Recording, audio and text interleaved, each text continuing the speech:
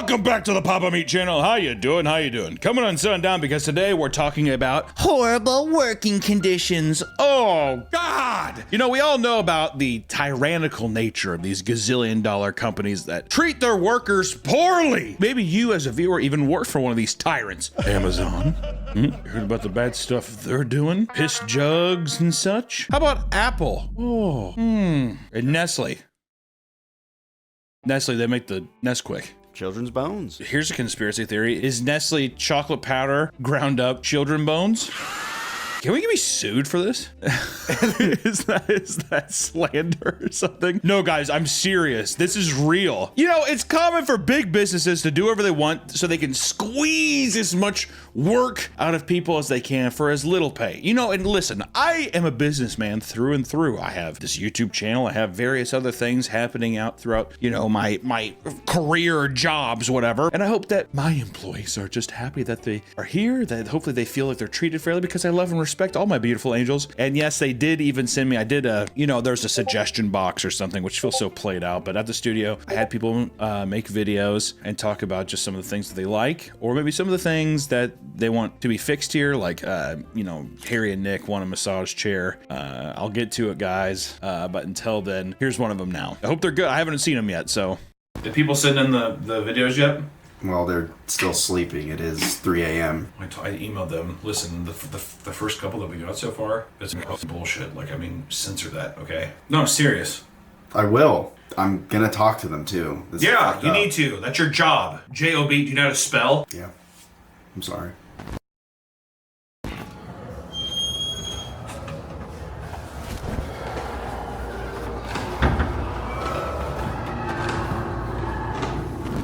Hunter wants to know what you guys think about work. Oh, see, yeah, they like it down there. They love working for papameat. Alright, see you guys. There comes a point where things delve into a realm of straight-up cruelty, when morals are thrown out the window in favor of maximizing output and profits at any cost. We are tiptoeing very close to this YouTube channel. We gotta watch out.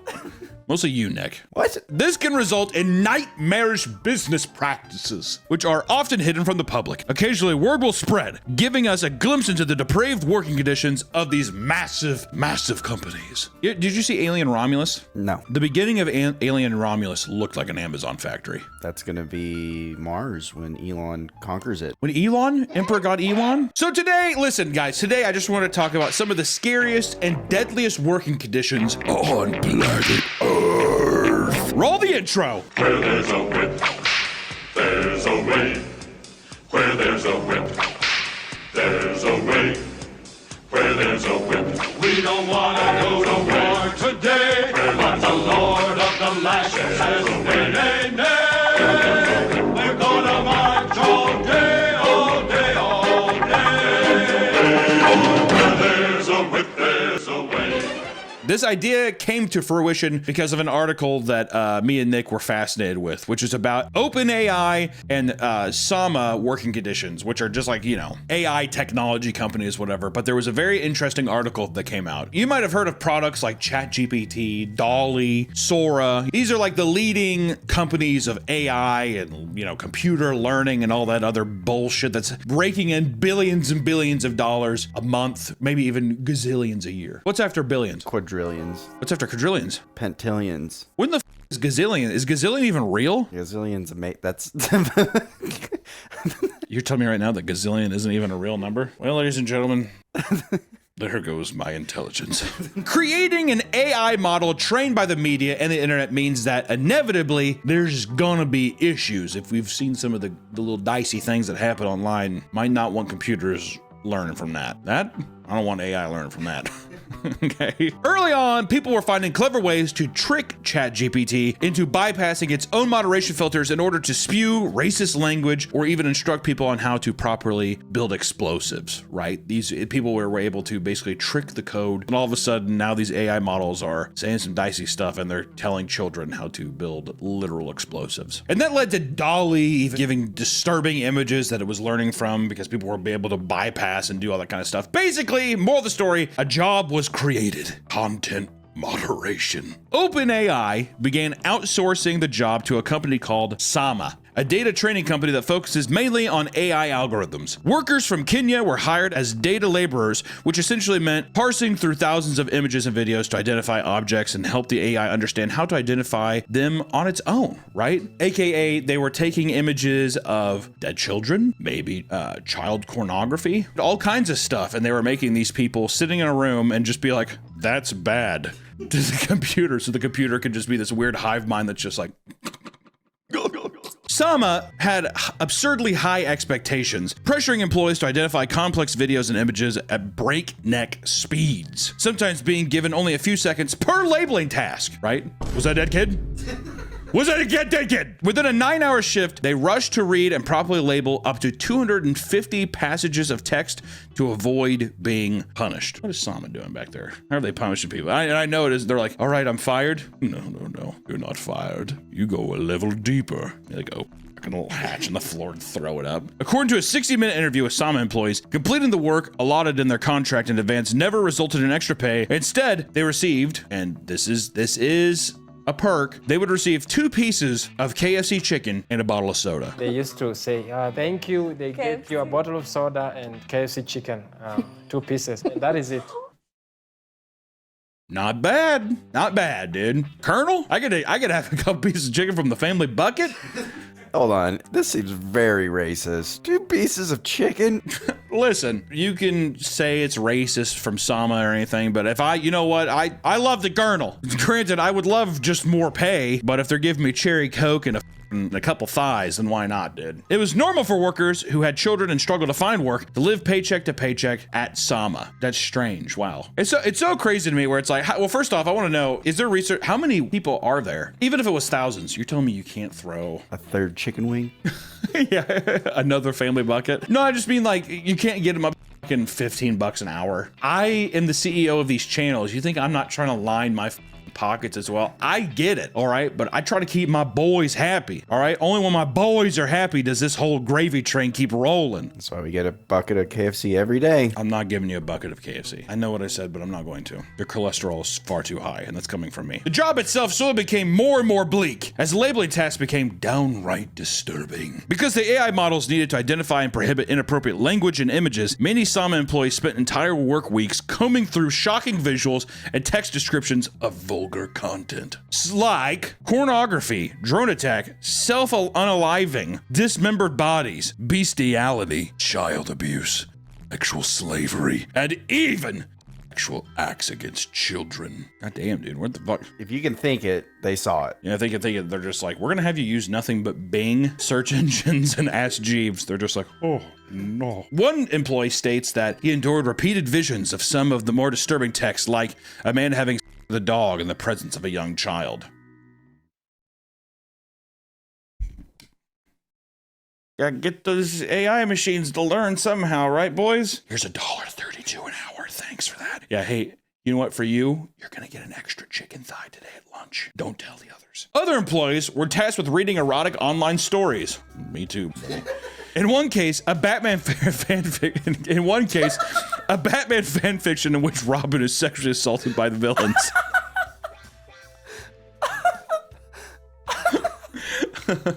Robin! No! Sorry, Batman, but it looks like this bird's about to be plucked. No! I bet the other guy's pissed. That's all? You read about Robin getting his sucked by the Joker? But desperate for their paycheck, they did their job despite the psychological damage. And one employee reveals that they found themselves crying more in their daily lives due to the trauma after seeing these images. Another employee, Naftali Wambalo, admits that he struggles to enjoy sex with his wife after being forced to watch an endless stream of graphic material. On the job that I was doing, I had sex. All for people to just be like, to go to ChatGPT and be like, search image, Boogie 2988, but Chinese. It's like, cool. And there's a guy who's just like sitting at home, like, at Sama, strapped in, like, in the Clockwork Orange. All for some 8-year-old to be like, how to get Robux. And after 8 months, in February of 2022, Sama canceled the project with OpenAI. The employees, however, wanted them punished for their actions. Over 200 employees are currently in the process of suing Sama for poor work conditions. This extends to Meta as well, who previously used the same services to improve their content moderation as well. Content moderation? That'd be fucking mind-numbing. I did solar panels, like worked in the solar industry for a bit, like sending techs out to do solar or whatever. I thought that was mind-numbing. I can't even imagine what it's like sitting there having to read fan fiction. Like actually read it too, and if you don't do it, they're like, bye. And you're like totally just reliant. It's but let's hop on over to China, how about we, and talk about Shein. Shein is a Chinese clothing brand that creates fast fashion, which means producing clothes exclusively for online purchase at a rapid pace for incredibly cheap prices. Not only is fast fashion responsible for a lot of the environmental issues like greenhouse gas emissions, if you believe in that garbage, be sure to flash joking, dude, but it is often the culprit of incredibly unsafe work conditions. Companies like Shein subcontract their work to unregulated factories, and it is common that places like this do not follow proper labor laws, aka you get some children in there sewing. You get people pulling all-nighters, operating heavy machinery that could just mangle your body in an instance. They're just like, you've been awake how long? He's like 28 hours. Okay, we're gonna need you to stay a little later today. Got a bunch of yoga pants that we need you to sew up today. Is that okay? I guess. Public Eye, a Swiss company, exposed Shein for its horrible working conditions. After speaking to 13 employees from different factories across China that supplied to Shein, it was clear that they were being worked to the bone to reach their harsh deadlines. Sounds like just 13 disgruntled employees. There's a lot of people in China. Yeah, there's billions of people in China and we're gonna nitpick 13 of them. Shein makes the best underwear I have. It'd be a problem if they stopped manufacturing them. In order to allow companies like Shein to produce new lines of clothing at the speeds they require, many workers were pushed to commit to a 75-hour work week or more. And one employee stated, and I quote, "I work every day from 8 in the morning to 10:30 at night, and I take 1 day off each month. Can't afford any more days off because it costs too much." God damn, what would you do during that? I don't know what I would do with myself on my day off. Spa day. Yeah, you just go to the spot. It's worth it. It's spa day. The next day, immediately, you're just like, back on the 14-hour grind. Many worked an average of 12-hour days, 6 to 7 days a week. Imagine working 12 hours a day, never getting a day off. Imagine that. And don't say that's what your life is now, dude, because it's not true. This is despite Shein insisting their code of conduct that 60 hours was the maximum hours an employee could work. That's all you can work. Go home. No, seriously, go home. I guess he just wants to stay. Well, you see, they can only work 60 hours on the books. So yeah, the rest of it is donated time. We'll pay under the table. It's like my overtime, I'm getting paid less. I know. If you want to stay here and work, man, it's fine, but it's going to be cut in half. In a documentary called Inside the Shein Machine, Untold, hidden cameras revealed that some employees were working for as long as 18 hours a day, earning a measly 2 cents per item. So you need a lot of pennies to make it out of that hole, dude. Although employees worked around the clock, they received pay lower than the livable wage in China. And on top of this, workers who make mistakes often pay the price with their wallet. I like how it's like, yeah, if you up, they're like, we gotta pay for that. Jesus, dude. According to Public Eye, mothers and fathers were babysitting their children inside the factories. And in some cases, teenagers were seen packaging boxes. Although Shein denies the claim of any sort of child labor occurs in the factory. They're like, that doesn't happen. It's like a baby walking with like a hard hat on.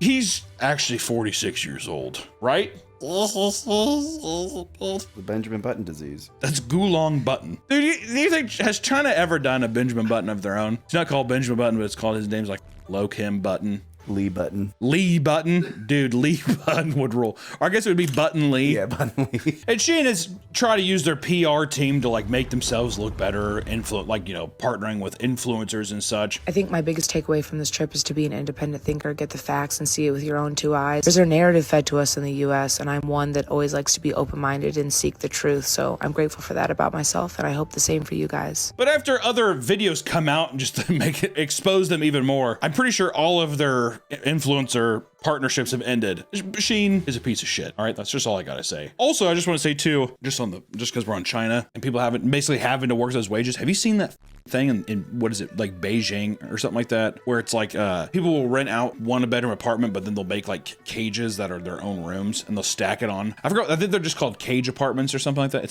It's crazy. But then they're like, I can barely afford this, dude. living in China would not be dope. But I've seen videos where everyone's happy and it's futuristic. No, dude. Shen Yun told me it's bad, therefore I'm not going. Let's move over to Packer Sanitation Services. Packer Sanitation Services is a company that specializes in cleaning slaughterhouse facilities all across the country. Which, if you haven't been to a slaughterhouse, or if you didn't grow up in the South and Midwest like I got to, let me tell you, slaughterhouses are one of the most vile, disgusting things you'll ever see in your life, and it is one of the worst smells of all time. Also, do you want to just feel perpetually sad? You like that? Get me over to Sheen, actually. I don't want to do this one. In 2022, PSSI was accused of using illegal child labor for its sanitation services. Over 100 teenagers between the ages of 13 to 17 years old worked overnight shifts performing dangerous tasks. And it's against federal laws for minors to work at a meat packing facility, as the hours conflict with average child school schedule. This also breaks the Fair Labor Standards Act, which forbids minors from working in hazardous work environments. I was gonna say, that's the more important one. Yeah, hazardous schools. She's like, yeah, but they also go to school at this time, dude. Also, for all these are all these country bumpkins, dude, that are doing this. They're just like, well, I guess I'm gonna go up there and clean the slaughterhouse today. That's a 13-year-old. Well, I guess me and Pa are gonna go up and see if we can't clean out the pig trough there today. Yeah, I'm sure Cletus is going to school. I'm gonna go to school tomorrow. I got a tummy ache today. The job duties involved cleaning various sharp blades used to cut meat, like brisket saws, brisket, and head splitters. Doing so means the use of incredibly hazardous chemicals. The work at PSSI has resulted in many fatalities in the past, and in 2019, that led to the death of Antonia Gutierrez. The man climbed into a chiller tank as he was cleaning it, only to get caught between the moving auger blades and decapitated himself as he screamed for help. He was literally cleaning a saw trap, and he became a saw victim. As the investigation started, PSSI did whatever they could to stop evidence from being discovered. When investigators would interview the children, PSSI managers reportedly surrounded the entire room so they could stare them down as they answer questions in order to pressure them to lie. Now, Cletus, did you climb in and clean any of the blades? I did not clean any of them blades. What about you, Buttonly? Oh. Okay. After interviewing some of the children involved, it was revealed that their shifts sometimes went from 11 p.m. to 7 a.m. up to 7 days a week. I tell you too, some of the Southern boys too, they're just like, I already got a full-time job. I'm playing, down at Randy's there on the corner. I'm planning on getting a truck next Thursday. My daddy says if I stick with it, I might be up to 10 within next summer. You're 7 years old. Yes, sir. The younger children would either miss school or fall asleep during classes. Oh, yeah, I'm sure that's the... Cletus, you want to wake up? We're talking about algebra. I ain't going to be no scientist or rocket scientist. I don't need to know numbers. I gotta think of something funnier. Whatever. The investigation across other PSSI sites revealed that many minors were employed, and eventually they were forced to pay the sum of $15,138 per minor working there, and in the end, they paid $1.5 million in penalties. I bet you anything, they're just like, okay, I'll pay that. Also, Cletus is still working here. I'm not firing him. He's our best cleaner. Or how about, let's get back into technology, dude. I'm tired of all these. Who gives a about these inbred redneck pieces of shit? I'm talking about, I want to go into the tech again. That's where the money is. Foxconn Technology Group is a Taiwanese electronics manufacturer that partners with some of the biggest companies in the world, mostly Apple, to create their products. In 2022 alone, they reached more than 760,000 employees. The phrase iPhone City refers to the central manufacturing hub in Zhengzhou, China, that at one point produced half of the world's iPhones and other Apple products. It stretches 5.6 kilometers, employing 200,000 workers. While the pay is better than other options in the area, the work is grueling. A man that goes by Hunter commented that the job was like, quote, working under a whip, rapidly completing the same task endlessly, day after day, forced to stay utterly silent for the entire duration of their shift. I do like how they're just like, hey man, how's your day? Shut up! Make the iPhone! Amongst the pandemic, Foxconn insisted that those who wanted to work there must move into the dormitory rooms inside of the factory. Ugh. The rooms themselves were 6 square meters and were shared with other employees. The rooms had no windows, so employees had no clue of what time of day it was. Jesus Christ, looks like an army barracks, doesn't it? On the job, his managers did not want him or anyone working to stop even for a mere second. He recalled seeing one employee have his pay rate reduced for simply drinking water for slightly too long. What? What does that even mean? Okay, dude, that's excessive. And one employee revealed that they would have to sprint to the bathroom if they wished to use it and return without getting scolded. That sounds like Amazon. It does sound like Amazon. If there's piss jugs, then it might just be Amazon. During COVID, workers were told that they shouldn't get tested for the virus so that they could continue working and not be forced to quarantine. Because of this, workers would be squeezed between other feverish workers for 11-hour days. Everybody's getting sick at that job. It was normal to see employees acting erratic from the working conditions, passing out from exhaustion, and attempting to unalive themselves from sheer stress. Some revealed that when a worker made a particularly big mistake, they would make them write a letter of apology that would be read out loud in front of other employees to embarrass them and make an example out of them. Jesus. They're making iPhones, dude. These are definitely power trip people that have like been in those roles before. Now they're out. So now they're like, I'm gonna treat everyone like a piece of shit. Foxconn did what they could to stop stories about their poor working conditions from being released to the public, even resulting in dragging a Reuters journalist out of his car and beating him for trying to take photos. Jesus. I like, he's just like taking a photo of something else and they're just like, get him! Foxconn's biggest scandal was in 2010, when it was revealed that the workers from Longu were jumping off dorm buildings in droves, unaliving themselves in desperation. And after 18 attempts and 14 confirmed deaths, large nets had to be installed outside the buildings to catch falling bodies, which people now have, the nets have become, I think, a kind of a widespread thing. But imagine that. Your working conditions are so bad that they actually put McDonald's giant play nets out. You know what I mean? Like for the play place when you'd like fall through the thing. Unbelievable. In 2012, workers used this bad PR to force better work conditions, and 150 workers had climbed to the rooftops and threatened management that they would all jump unless their demands were met. And also, there's quite literally an entire Wikipedia page of people who have taken their own life from Foxconn. One entry for Soon Dan Yong states that he, quote, threw himself from an apartment building after losing an iPhone prototype in his possession. And before death, he claimed he was beaten and his residence searched by Foxconn employees. I'm wondering if that's what started it, because I remember that was big news. I think he was at a bar and he left the phone at the bar. Yeah, it was like a prototype thing, and he's like, oh, I left the thing there, which, oopsie daisy, whatever it, you know. I guess if it's a prototype, it's a big deal, but at the same time, too, it's like, you know that there was some unruly shit that they did to him, tortured him, did all kinds of shit. Drive somebody to death? Come on. But to close out the video, we're going to talk about the Triangle Shirtwaist Factory. Let's go back in time a little bit, dude. We're talking about too much real stuff now. Let's go back in time to where the world was black and white and things were just a bit more silly. The Triangle Shirtwaist Factory operated in the top of 3 floors of the Ox building in Manhattan. It was essentially a sweatshop that hired teenage immigrant girls, working them for 12 hours a day, 7 days a week for very little pay. The working conditions were very poor. These are some of the things. The building was unsanitary. The air quality was poor and the room was not air conditioned. Bathrooms hardly worked. The stairwells were poorly lit, and the sprinkler system in the building did not work. That's foreshadowing. You like foreshadowing? Considering everything that they were creating was highly flammable, this was as unsafe as it gets. Suddenly, a random spark in the building turned into a fire. Managers tried to clear it quickly with fire hose, only to find out that it was rusted shut, with no sprinklers to weaken the flames. They spread rapidly as they lit the garments ablaze. 600 workers rushed to the elevators to escape, having to exit in groups of 12 before eventually shut down. For the rest of the women stuck on the top floor, they had no choice but to jump down the elevator shafts to their deaths. The stairwells led to doors that were locked, leading to more women burning to death. Firefighters arriving on the scene witnessed girls jumping out of windows, completely out of options as the fire inched closer and closer. Not only did they die, but some landed on top of fire hoses, slowing down the firefighters' ability to fight the fire. Firefighters' nets were laid out to catch the rest of the jumpers, only for multiple women to jump simultaneously, ripping them open and ending their lives. Ultimately, 146 people died in the span of 18 minutes. It was a huge disaster, one that led to worker safety being taken much more seriously, and people pushed heavily for reform, resulting in worker protection laws as well as high standards for factory operations. I'm almost positive that led to like buildings having fire exits and stuff. It's genuinely alarming how companies can force people to, in poor living areas, poor living conditions, to strong arm them into these horrible jobs, making iPhones the worst job. Out of all the, well, let me ask you this. All these jobs are horrible. Just want to say that. Horrible things that happen. Out of all those jobs, what were the ones that you think, which was the worst job? With the Sama thing, you are mentally being like tortured, but yeah. Then Foxconn is almost the same because it's like you're living in a dorm. I feel like out of today's list, Foxconn was the one that scared me the most. Listen, all of them horrible, but I'm just saying Foxconn, it felt like it was just the worst of everything. So I just gotta say this. If you find a good job, hold on to it tight. Don't take shit from any employers who try to f with you. And you know, Godspeed with this crazy work adventure.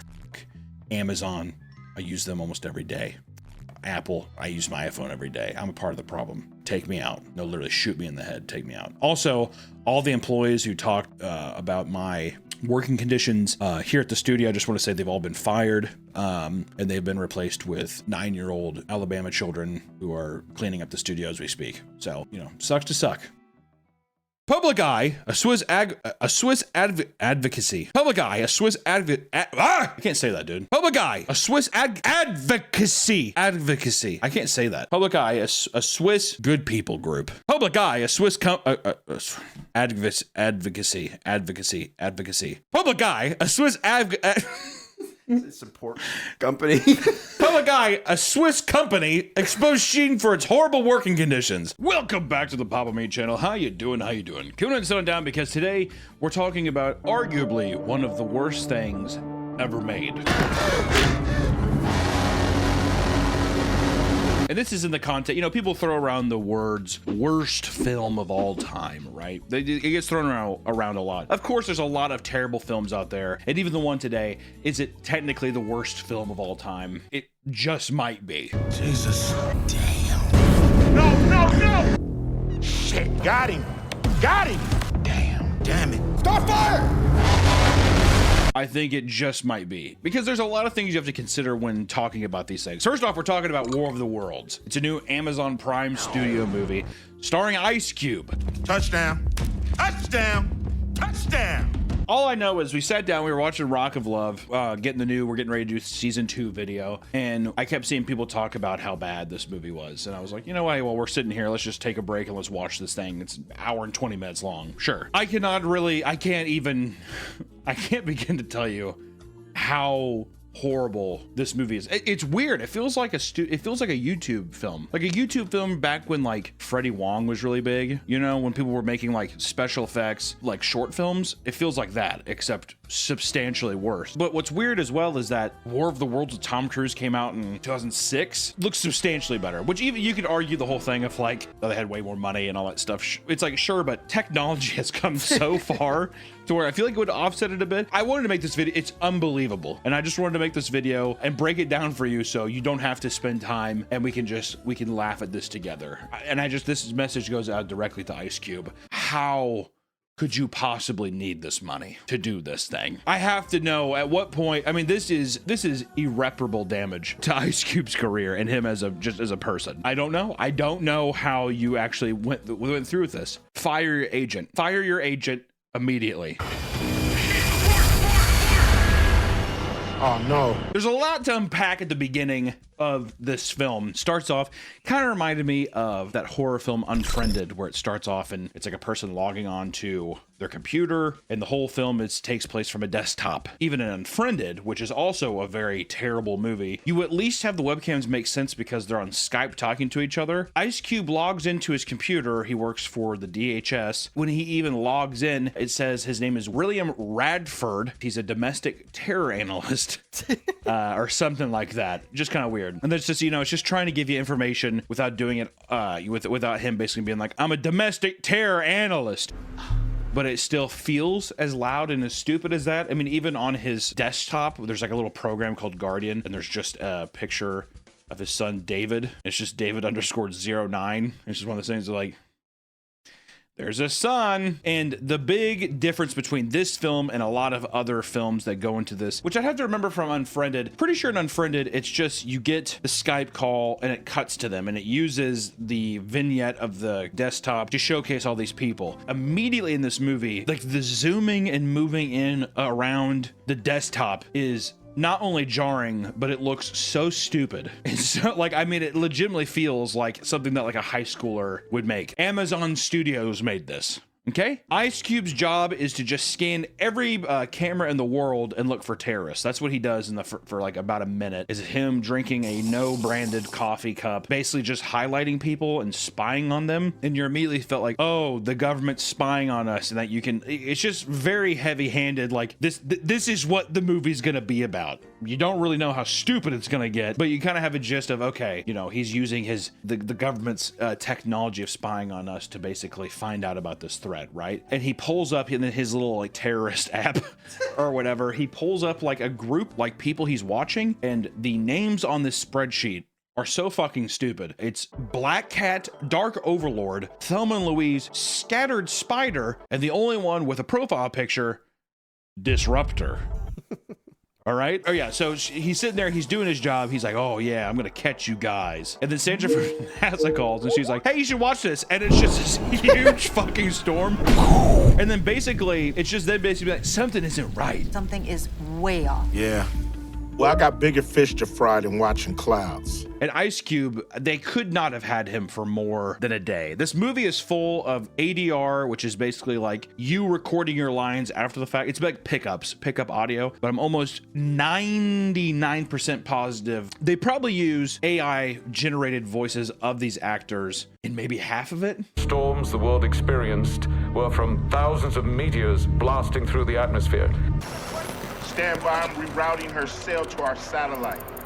They're looking around. Ice Cube's like, something's not right. It's like, yeah, dude, look at the fucking footage. The film also does this. It takes a lot of like B-roll from like actual news broadcasts and stuff, or even like the Palisades fire. Other weird, like there's a lot of footage where you're like, it feels really tasteless that they're using. But then Disruptor, who was on the list, is having a live stream. Ice Cube starts to sit in on it, and he's watching the Disruptor talk about it, and he's like, oh boy, I'm gonna catch you. And he's trying to basically track his location. But while he's tracking this supposed terrorist who's on a watch list, he's also using his cameras to spy on his daughter, and he's like calls her at the cafe because she bought a muffin, and he's like, come on, you know muffins are bad for you. Really? A muffin? She's like, Dad, come on, you could have had an egg. Dad, how many times have we been One through hard this? boiled egg. And it's the worst fake pregnant belly. His daughter Faith has the single, I mean, it's horrible. It looks so low. It looked like she had flat abs, and then they just put like a bump like basically near her like upper pussy area where it's like, is it supposed to be that low? I feel like it's not supposed to be that low. Then we get introduced to his son because his son spends $250 on Steam, and he hacks his son's computer and deletes the game, and that's when his son calls him. Yo, did you delete my game? You know you're wasting your time with that game. This is where you find out immediately that they have no sets, and they paid these actors to sit, and maybe the one like Ice Cube and the other guys who have been in movies, they're not moving out of their seated positions, but they're gonna have actors like walk around. It's just all gonna be from webcams, and my God, it's so lazy. That's the thing too, is like it might not be the worst movie, but I would easily consider it one of the laziest movies I've ever seen. Anyways, he deletes his game, and Ice Cube tells his son Dave that he needs to get a real job. And his son gives him some weird shit where he's like, gaming is my job, Dad. And he's like, come on, boy. Dad, playing video games is my job. And he like hangs up the phone. Also, he's tracking this terrorist the whole time while he's having these interactions with his children. This is the most irresponsible way to spend your time. I can't tell if it's supposed to be like, you know, that cliche at the beginning of found footage movies where it's like, we need to spend the first 20 to 30 minutes of like us joking around, we're pounding around, and this is the camera, this is how it works, we're setting up all this stuff, hey, we're all wacky, to where then it's like, yeah, later when they die, you're gonna feel real sad. It felt like a little bit of that. Ice Cube is flying a drone. Also, he like there's like basically childish maps of cities, and he just gets to like click on icons and go. It's like it's like an iPad for children where they get to just click on stuff, and he's like, all right, I'm in the drone now. And then he gets a call from his daughter's boyfriend, Mark, who is an Amazon delivery driver. Amazon. There's gonna be a lot of Amazon references in this movie. Don't worry. And I really can't emphasize enough that he's like, all right, yeah, I'm gonna hack this person. You are officially bam. Bam. That was easy. And he like goes and looks at his daughter, and you're like, what the fuck? What is this movie? What are we doing? He's like, okay, I gotta make sure that she's okay. It's why? For what reason? I don't know. Yeah, and then she like changes her password, and he just like types in, he's like, I need this password, and the thing just generates the password, and I'm like, I don't think that's how it works. It's one of those things where it's like, you could tell whoever wrote this really had no idea about hacking or technology in that way, and they're just like, he works for the government, they have crazy technology, right? It's just so stupid. And it ends up like getting into her computer and reading text between Faith and her boyfriend Mark, the Amazon guy, and basically they're like, he's probably seeing a drone to watch us, and he's like, damn, I am. Damn. Then Mark says something like, one day you're gonna save the world, and then he sends her a link to an article that she's in, and it's like, biologist creates cannibal code to attack 6 cells. Just foreshadowing. You just got foreshadowed. But also it's just like, okay, so his daughter is like this super biologist who's dating an Amazon delivery driver. Yeah, well, which it's not like that's totally impossible, but it's just funny. He's like, you're gonna save the world one day, babe. God, think about it now. Yeah, that's so cringe. It's so stupid. It's so dumb. It's so cringe. Ice Cube goes to his dead wife's Facebook page, and the banner is like clearly an AI picture of Ice Cube and his like kids. It's very uncanny Ice Cube image. And he messages her, I miss you. And you notice that he messages her 1 year apart exactly. So it's like today, 1 year ago, 2 year ago, 3 year ago. And there's a voicemail, and the voicemail is just a 4-second clip of an AI woman basically being like, don't forget to pick up the groceries and watch the kids. I love you. Remember to take out the trash today and be nice to the kids. I love you, baby. And he's like, damn. Yeah. Which that's what Ice Cube says that a lot in this movie. God damn. Ah, damn. Oh, shit. And then to show that time elapses, the clock on the bottom of the screen, there is a crossfade of 20 minutes going by, 10 or 20 minutes going by. You could just do a cut and be like, oh yeah, I got, time has gone by. And then it cuts to like an FBI agent getting out of a car because they found the hacker that he's been tracking on the computer while he's been bickering with his kids. So Ice Cube is like going around there. He's like, here, let me go inside this building and hack the security cameras. And he's clicking around, and they're all like videos of like people inside. One of them's like a baby hitting another baby with a bag of dog food or something. Oh, yeah, he's like, oh, wrong one. And he's like, oh damn. And he clicks the next one. Little punk. And then when he clicks the disruptors building, it's just a feed that's just the same like hooded like anonymous guy, and it's like, are we led to believe that's the view, like the guy sitting in his apartment like with the hood up? Like it just doesn't make any fucking sense. While the police are raiding that building, Ice Cube gets another video from Sandra from NASA, and it shows lightning in the sky, and she's just like, hey, the weather's actually still really bad. Damn. And then like all the videos they're showing of the weather being bad, like the lightning is over the trees, and it's like really superimposed very poorly in this deal. And like one of them looks like God is like tearing open the sky, and he's like, okay, I'll call you back. What do you mean? But it turns out that the terrorist, the disruptor, used a decoy, and while this is happening, missiles start flying through the sky. You're probably like, this feels like a lot of random vignette. This is exactly how I felt watching it. I will say the movie does not slow down. The movie, not only does it not slow down, it's just kind of like it's giving information in a way you're like, oh, what's that? Okay. Oh, what's it? Oh, there it goes. It's that. I can't tell if from the old War of the Worlds of Tom Cruise, which Tom Cruise is kind of like a deadbeat dad who hasn't really been there for kids. He has a very strained relationship with his kids. But through this movie, he kind of like proves to them that he's a good father, and he kind of like steps up and becomes the dad that he's supposed to be. It's a good movie. I like the original War of the Worlds, even though the ending, I think they all just like catch COVID and die. With the aliens? Yeah. I thought you were talking about the kids. No.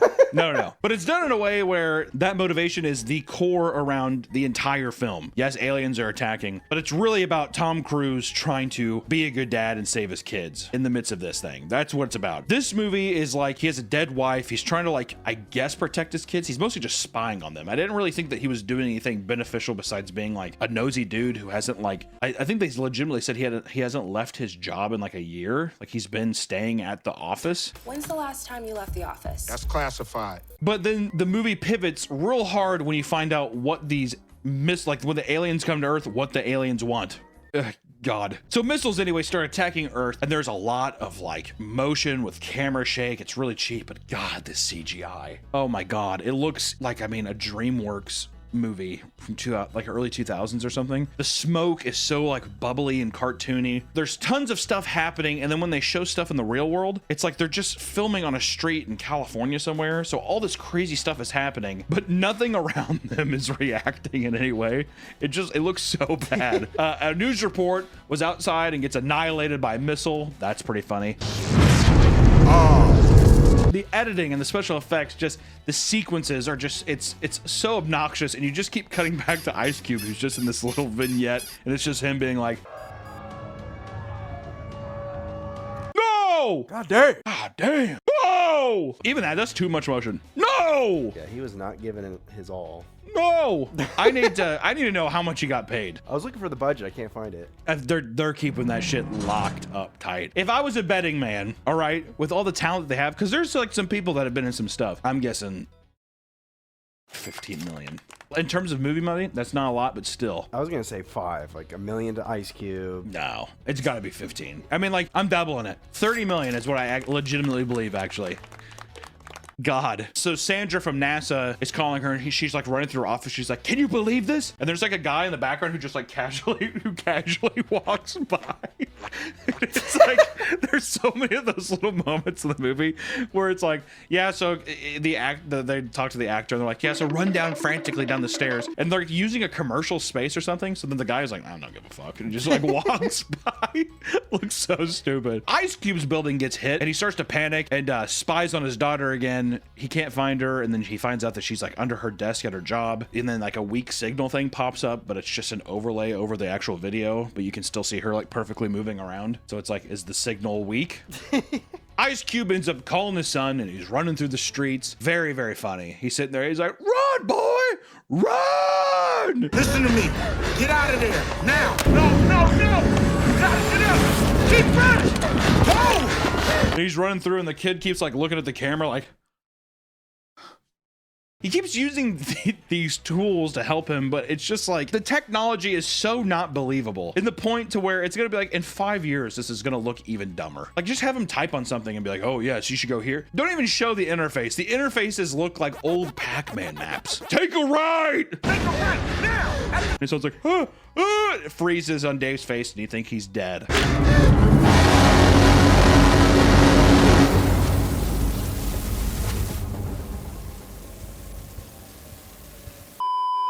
This video is sponsored by Cook Unity. Summer is winding down, and it's almost time to get back to the grind. But God, it's hot, which means I don't want to be heating up my oven and doing too much hot stove bullshit. Luckily, Cook Unity provides meals that are diet-friendly and designed by award-winning chefs. And Cook Unity include high-quality ingredients and are ready to enjoy in just a few minutes. Plus, with Cook Unity, I don't have to worry about grocery shopping, waiting in lines, or chopping onions, saving me a ton of time and money to get the important stuff done. The best thing about Cook Unity is the variety. Ooh. With hundreds of weekly meals to choose from, I get to try new foods out in a non-stressful environment and also have fresh takes on old favorites. Try new food without less stress. I want to try this, but God. If you need options for vegan, gluten-free, or paleo, Cook Unity has options for that as well. Save time and eat well. Go to the link in the description now to try Cook Unity and get 50% off your first order of chef-made meals delivered fresh to your door. That's 50% off your first order when you click the link in the description or use my code papameat to try it out. Thank you so much to Cook Unity for sponsoring this video. And then Sandra goes up to one of the meteors outside. She's like now out of the city. And there's like a giant, she's like, this thing's like 30 feet tall. It's like a meteor. And she's like touching it. I'm like, you work for NASA. She's like, oh, it's cold. She's like, wow, it's cold. It's freezing cold. Like, don't you think there'd be like radiation or like, would you touch that? While she's touching, like, it's cold. This like horrible VHS looking like special effects tentacle comes out of it, and it looks like a PS1 graphic. And they try to add glitches to the camera to like hide it, you know, but it's like, why is the phone glitching? It's just it's little moments like that where in the edit they're like, that looks really bad. throw a VHS glitch over it. But it's an iPhone, just throw the VHS glitch over it. Basically, by this point in the movie, it's insane that you're 20 minutes in and you realize I still have like an hour or an hour and 10 minutes to go. This was a slog. It's one of those films where I'm like, is it actually fun to watch? Because I feel like I was just screaming at the TV the whole time. There's the only thing that makes it funny is the line reads by Ice Cube are really funny. When he says like, God damn. Or damn.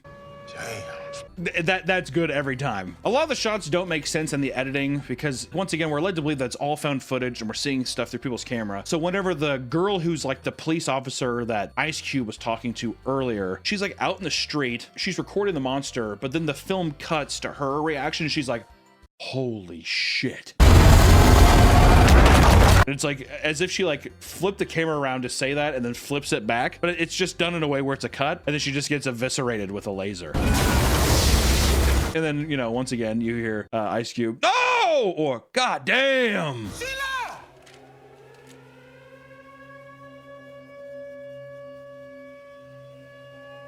Oh my God.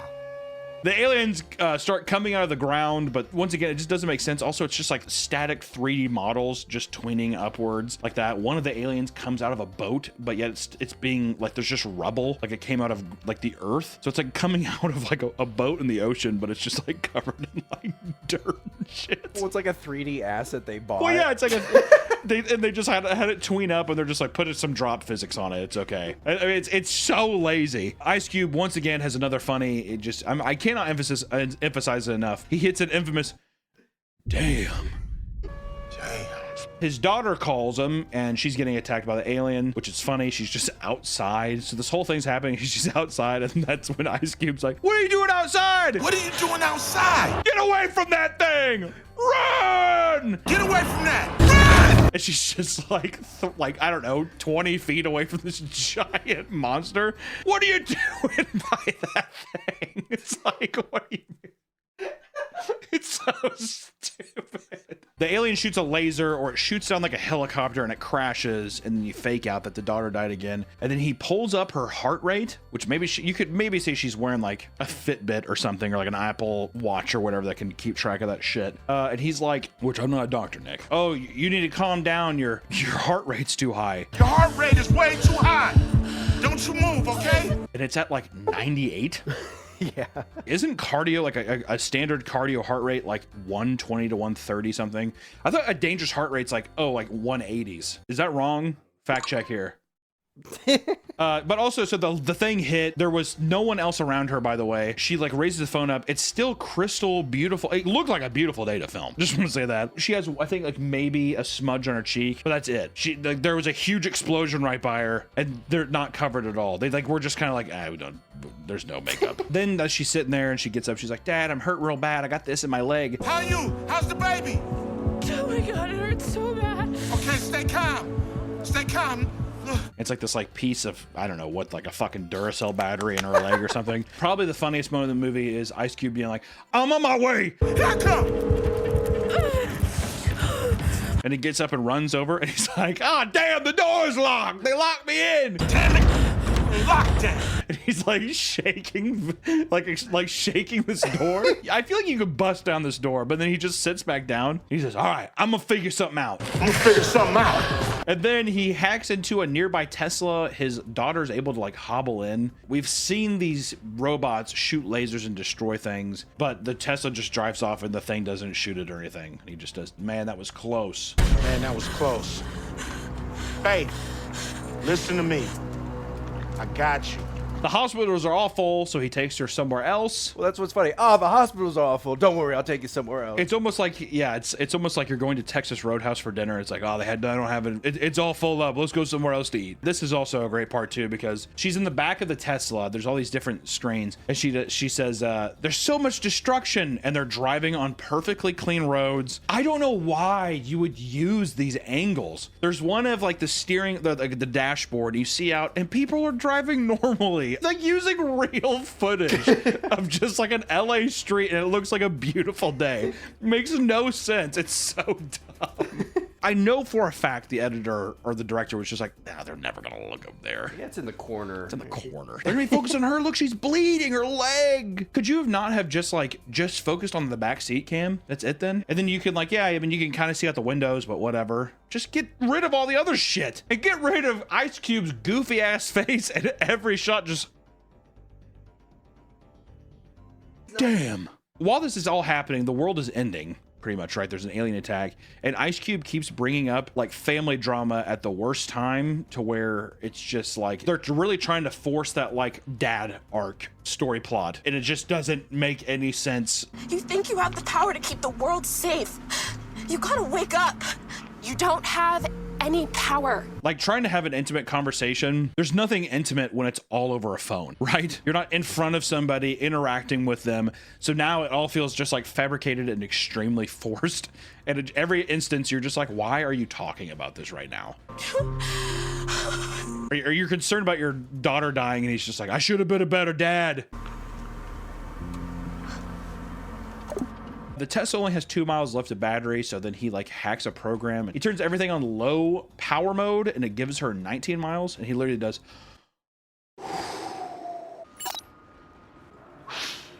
Ice Cube does a Zoom call with the president and he's reading a script. When I say that this is might be the worst line read in film history, I would put my money on it. So much so that I'm going to play a large part of it here. Mr. President, gentlemen, we're seeing a full attack on our infrastructure, on power grids, water, communication, and top-level military targets. I can't tell if it's him reading a script that's in front of him and just kind of being like, they're going to be stronger in numbers, so we have to do that, like he doesn't care, or if they're just using an AI script prompter and then they do that. It's hard to tell. It's extremely hard. If that's Ice Cube acting,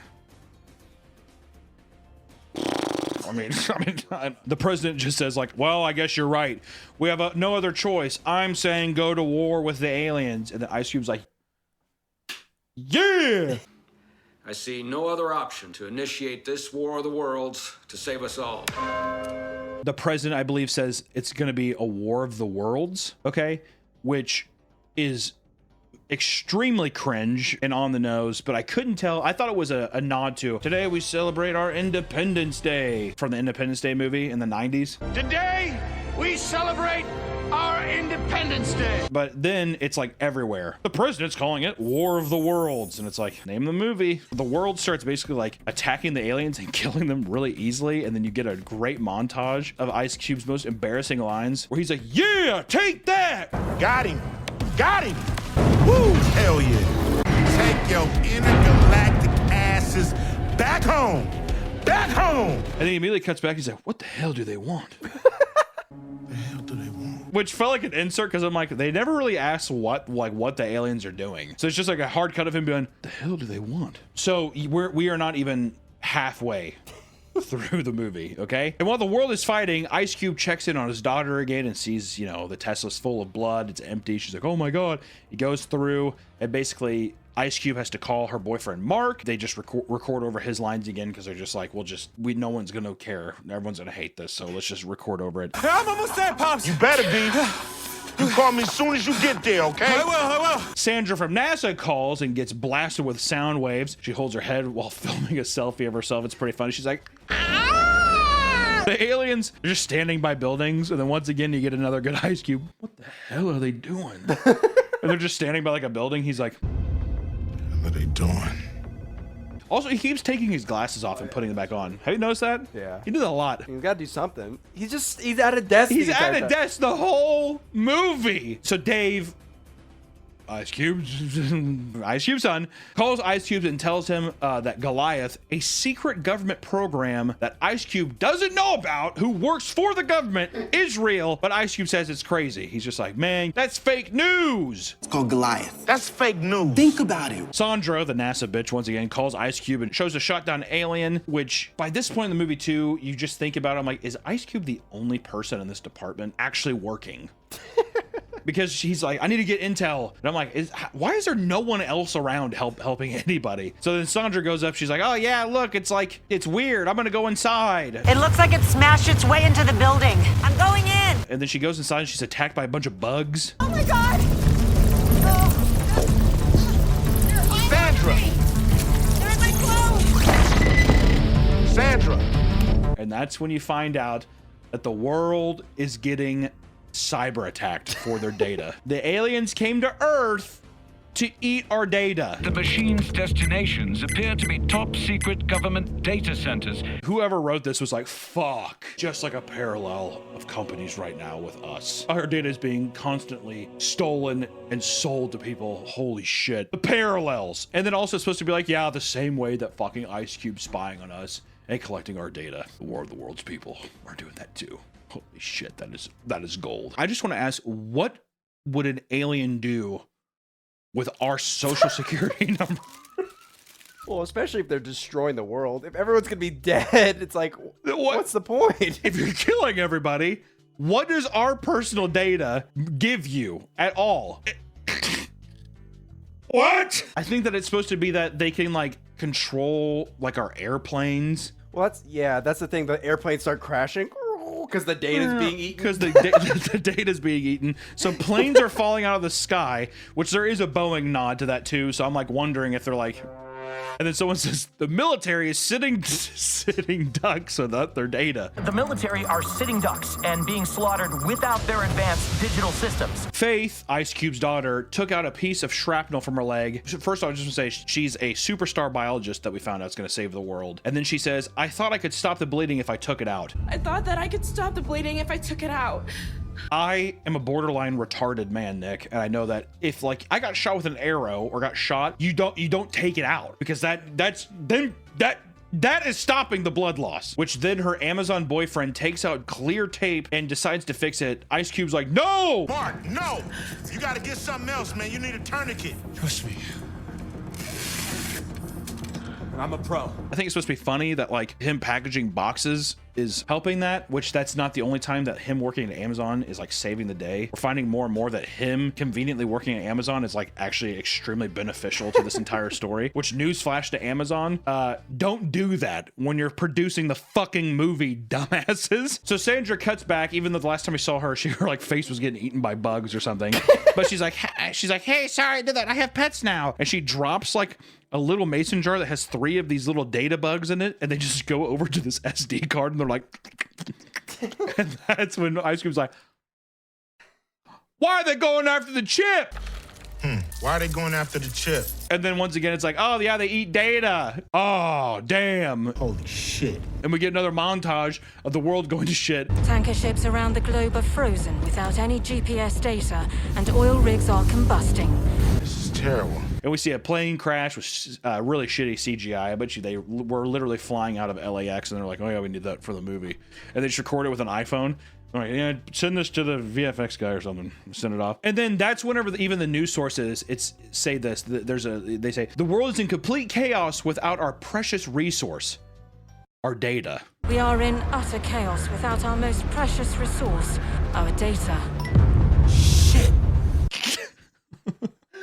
The data around the world is getting deleted. So Ice Cube goes to his wife's Facebook page and he sees all of his old messages getting deleted. And then he's like listening to the voice message again and it goes, and then gets deleted. Remember to take out the trash today and be nice to the kids. Like it's a tape melting. Yeah. I was like, I don't think that works like that, but fuck! And then we get a cryptic message from the hacker. Data is food for the superior intelligent aliens.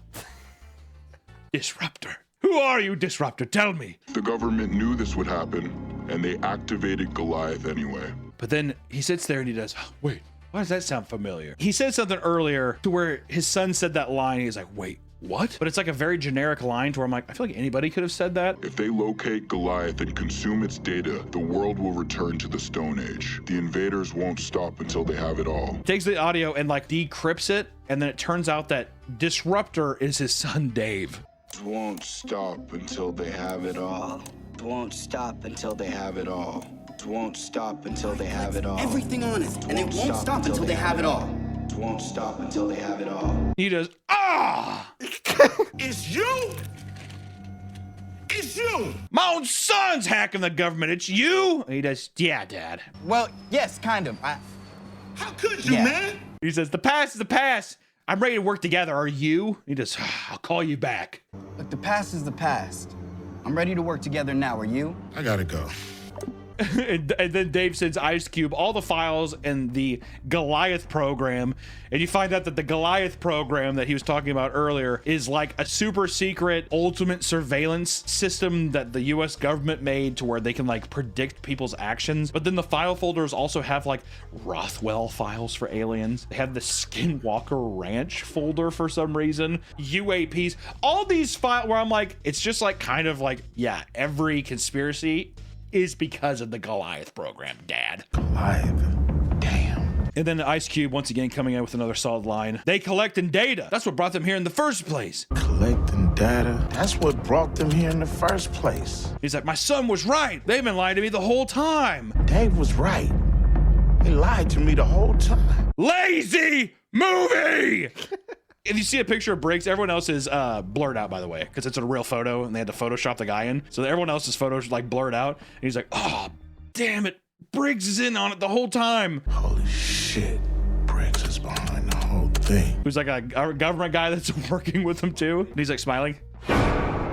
So you find out Goliath is real, and it's what's caused aliens to come to Earth when it was activated. It's so powerful that it sent out a signal to the aliens, and they were so tantalized by our data that they came to Earth. After the call, he calls Briggs, and he's like, "You did it." He's like, "Haha, yes, it was me."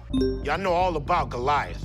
Wow, you did it. Which also his motivation seemed so stupid. Government's like mommy and daddy. If we can't track our babies, how can we protect them? Is that what this is about? Not the humans, though. We're worried about the aliens. He's like, yes, haha, but it was me. And I am going to use it still. I'm evil. And then he denies access to the cube.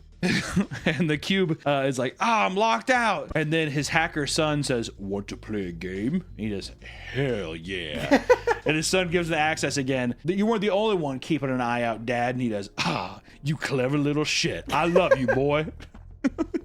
You clever little shit. Love you, boy. Ice Cube gets an update from Mark because Faith, she was dying before, but he duct taped her leg. And he says, our baby girl's doing fine. And it's just like a picture of him like...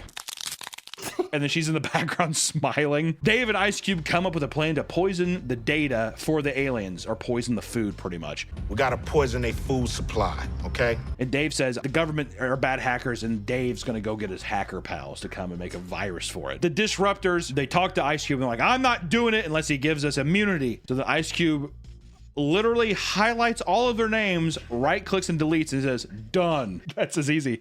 That's it. Your files, no more. We get another time lapse, and Ice Cube created a video to call out Briggs, and he photoshopped his face on the disruptor image. How did he possibly have time to edit this video together? Also, this man is multifaceted. He's leading a government organization, he's an audio engineer, and he's a professional video editor and special, basically motion designer.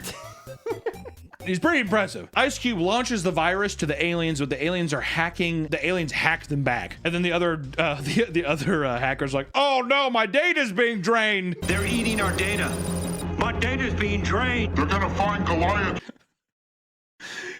It just, once again, you can tell that the people, whoever wrote this, they heard some buzzword in articles or maybe read something, but they have no idea what the fuck is going on. The disruptors get their IPs exposed, and basically they all just get blown up. Get out of there! Yeah. Oh, Starfire! And they all get blown up. Oh, Starfire! Ice Cube stands up and starts yelling after his son Dave gets vaporized. This is the second time that his son has supposedly died, and he stood up and had to be like, damn! No! No! He starts crying, but Dave calls him back, and he's like, oh, come on! And his son's like, damn, that was crazy. That was freaking intense. Did you, his reaction was so lackluster. Well, it's weird because it's like Dave calls him, he picks up, call dropped, and then you're like, wait, what's going on? And then he picks up again, shows his room, and then he comes in, he's like, oh man, yeah, come on, my god, man. And then Dave takes down a green screen, and he's been somewhere else, and then Ice Cube has a funny moment where he's like, they blew up my house, why didn't you route it to Brian's house or something? I don't have alien insurance. They blew up my house, man. Why couldn't you run that signal through Brian's house so they can blow his shit up? I don't have alien invasion insurance. Sandra from NASA calls. She has perfect makeup, besides a black smudge on her chin, and she's like, yeah, it's been crazy. I mean, look, there's even DNA. DNA? Oh my god. Ice Cube calls Faith again and asks for the cannibal code that she was working on because Faith would know how to make that. Faith's like, my virus solution will work on these guys, but we need to put the formula on a hard drive. Doesn't make sense. Also, just because, what? Yeah, Faith asks, how will we do that? And Ice Cube says, I'll worry about that. We upload it to Goliath. How would we get it into Goliath? I'll worry about that. They keep showing tons of AI videos and shit. The US government wants to bomb the DHS building that Ice Cube is in. Pretty funny. He's like, oh damn, they're gonna blow me up. Well, because the Goliath is underneath. The Goliath, he's like, the Goliath's underneath me, but they're gonna blow up the Goliath building he's in. Ice Cube will inject the code himself, but it's a suicide mission. So he writes an email to his kids and he schedules it. So instead of just sending it now as if they're gonna have time to look at the email, he's like, all right, so I'll schedule it in I don't know, tomorrow. And he sends them a folder of keep them safe photos, and they're just like all like secure. It's like weird screenshots from surveillance videos. Well, that was the weird thing. It seemed like it was all from that day. Yeah, where I'm like, what does that mean? Keep them safe? Like, what the fuck are you talking about? The code is ready, but Ice Cube doesn't have a thumb drive, and everyone else comically has a thumb drive except him. I don't have a thumb drive. What do you mean you don't have a thumb drive? So this is the solution. To get the thumb drive of code to destroy the aliens, Mark, the Amazon driver, is going to use a drone, which he dubs the future of delivery. Prime Air. Prime Air. Oh, it's the future of delivery. He's going to fly it to Ice Cube. The DHS building. That's the plan. And then he said something like, "Yeah, their training programs are really good. They've been training us for months." Like it's like it never badmouths Amazon. It's really good, and I'm you know I can make this thing fly like an eagle. I fly like a bird. I can soar like an eagle with this thing. Which is just a giant ad for Amazon because he even's like, you have to put in a shipment though. I need you to place an official order on Amazon to activate the drone. Nuts. And they like show somebody selecting something and putting it in the cart, and it's like supposed to be subliminal marketing messaging to be like, oh, I should go on Amazon and buy something later. But I hope that they lost subscriptions off this. I think people signed up to watch it. They probably did because it's making some buzz. Ice Cube leaves and makes Sandra be in the command seat. He's just like, I'm gonna go. Okay, I'm out. Mark is flying the drone, and we get some shitty POV shots as he's flying. Mark's drone gets swatted by the tentacle of the tripod, and they tell a homeless guy in front of them to flip it. To entice the homeless man, they tell him that the government will give him free internet for a year and that he will get a free $1,000 Amazon gift card. Wait, give him an Amazon gift card for $1,000. To which the homeless man agrees and flips it, and Mark is back to flying the drone. The drone makes it to the building, and Ice Cube just keeps being like, I need that drone! I need that drone! Yeah, and then he's like, well, which way am I going? With his VR headset. Which way am I going? Hello, Mark, come on, I need that drone! Where's that drone? Mark, I need it now! So he gets the drone, he's able to plug it in. He's at the door, and he's like, oh, my key card doesn't work. Which every time he scans it, it's 4 stars. 4, like, boop, boop, boop, boop. Right, 4 stars. Like, there's a 4-digit code. He's like, sweetheart, Faith, rewind the footage. Hey, Faith, rewind the security footage. Try to find the code. How do I do that? And she's like, how do I do that? He's like, edit. Go to edit and time playback. Go to file and click footage playback. See if you can find someone entering the server room. And she's like, okay. And she just starts like doing it. And then she says, okay, I got the code. 111983. I'm like, that's a 6-digit code. Yeah, you definitely want to see him press 4 buttons. And he presses 4 buttons and then walks inside to where there's like some shitty CG tentacles on the ground. And he immediately gets grabbed and he's like, ah. No! And then Dave's like, come on, Pops, you can do it. Come on, man, you got this. Get up, Dad, get up. He's on the ground and he's able to put the flash drive in, and he just says, I love you guys. And the cameras all black out. And then basically the code goes across and it kills all the aliens. And the bombers also pull away from the buildings. The bombers who are about to bomb the building, they're sitting there and it's like, it says 3 seconds left on the clock. Oh, would you know for a fact that they were like, with 1 second left, where they're like, oh, that'd be cheesy. Let's make it 3. And I'm like, if you were that close, that bomb would be dropped. If you are 3 seconds above in a bomber that's going what? How fast? Hundreds of miles an hour. 500, 700 miles an hour. Ice Cube's dead. The building is blown up, is what I want to say. Well, it's like, how do they know? Because they don't know what's going on in that building. Yeah, we see the email that Ice Cube sent show up, but we get like an AI montage of like the world is healing. Briggs, who was like the evil white guy earlier, gets arrested. Sandra gets promoted to NASA leader. Faith is a master biologist. Dave is leading a rebellion, and then Ice Cube survived, and he gets a call from the Secretary of Defense, and the president wants to create a new surveillance program for America that doesn't invade people's privacy. Which is so funny. He wants you to pioneer a new data collecting protocol that doesn't invade people's personal privacy. And then he says, and then Ice Cube's like, nah, I'm tired of looking at Amazon orders. From now on, I'm watching you guys. And the guy's like, and he shuts it, and that's the end of the movie. I'm done watching us. From now on, I'm watching you guys. But the president... And then literally there's a globe and it says War of the Worlds. When I tell you that this movie felt 4 hours long. It's kind of like a classic bit where it's like, you can't wait for the next morning. So you look at the clock, it says 2:16, and you can like go down and you're like tossing and turning forever. And you kind of like look back and it's 2:17. Oh, that kind of thing. It was that hell. It's honestly, it's made me appreciate Bret Michaels' Rock of Love. True entertainment that I can't wait to get back to. But it's been a long time since we've done like a movie video, and this one felt, it felt worth it. We had to talk about it. We had to talk about it. It's so bad, guys. So terrible. Maybe make a drinking game out of it. Every time Ice Cube says damn, if you want to die from alcohol poisoning, every time Ice Cube says damn in the movie, take a drink. Good luck. That's all I gotta say. We will see you in the next one, guys. For the love of God, be careful watching this film. Bye-bye. Hey! I'm okay, I'm okay.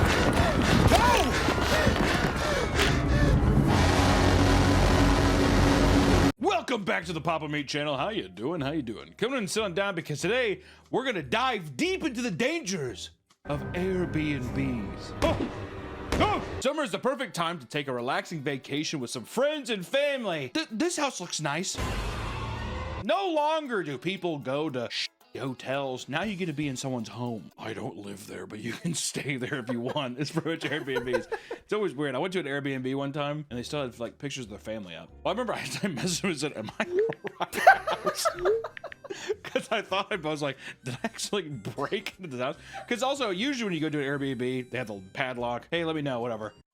I just walk right in. So I was like, hey, is this you? They're like, yep, that's me and my kids. I was like, had on the nightstand too by the bed. I like turned around, like put it down. I was like, I don't want you looking at me while I'm sleeping. Was the whole house just covered head to toe? Oh yeah. It was, I was like, almost like, I think that they were just gone for the weekend. They're like, just put the house up for the... I see. Maybe you want to take a trip to Cabo or the Cayman Islands, or maybe just a trip to Disneyland.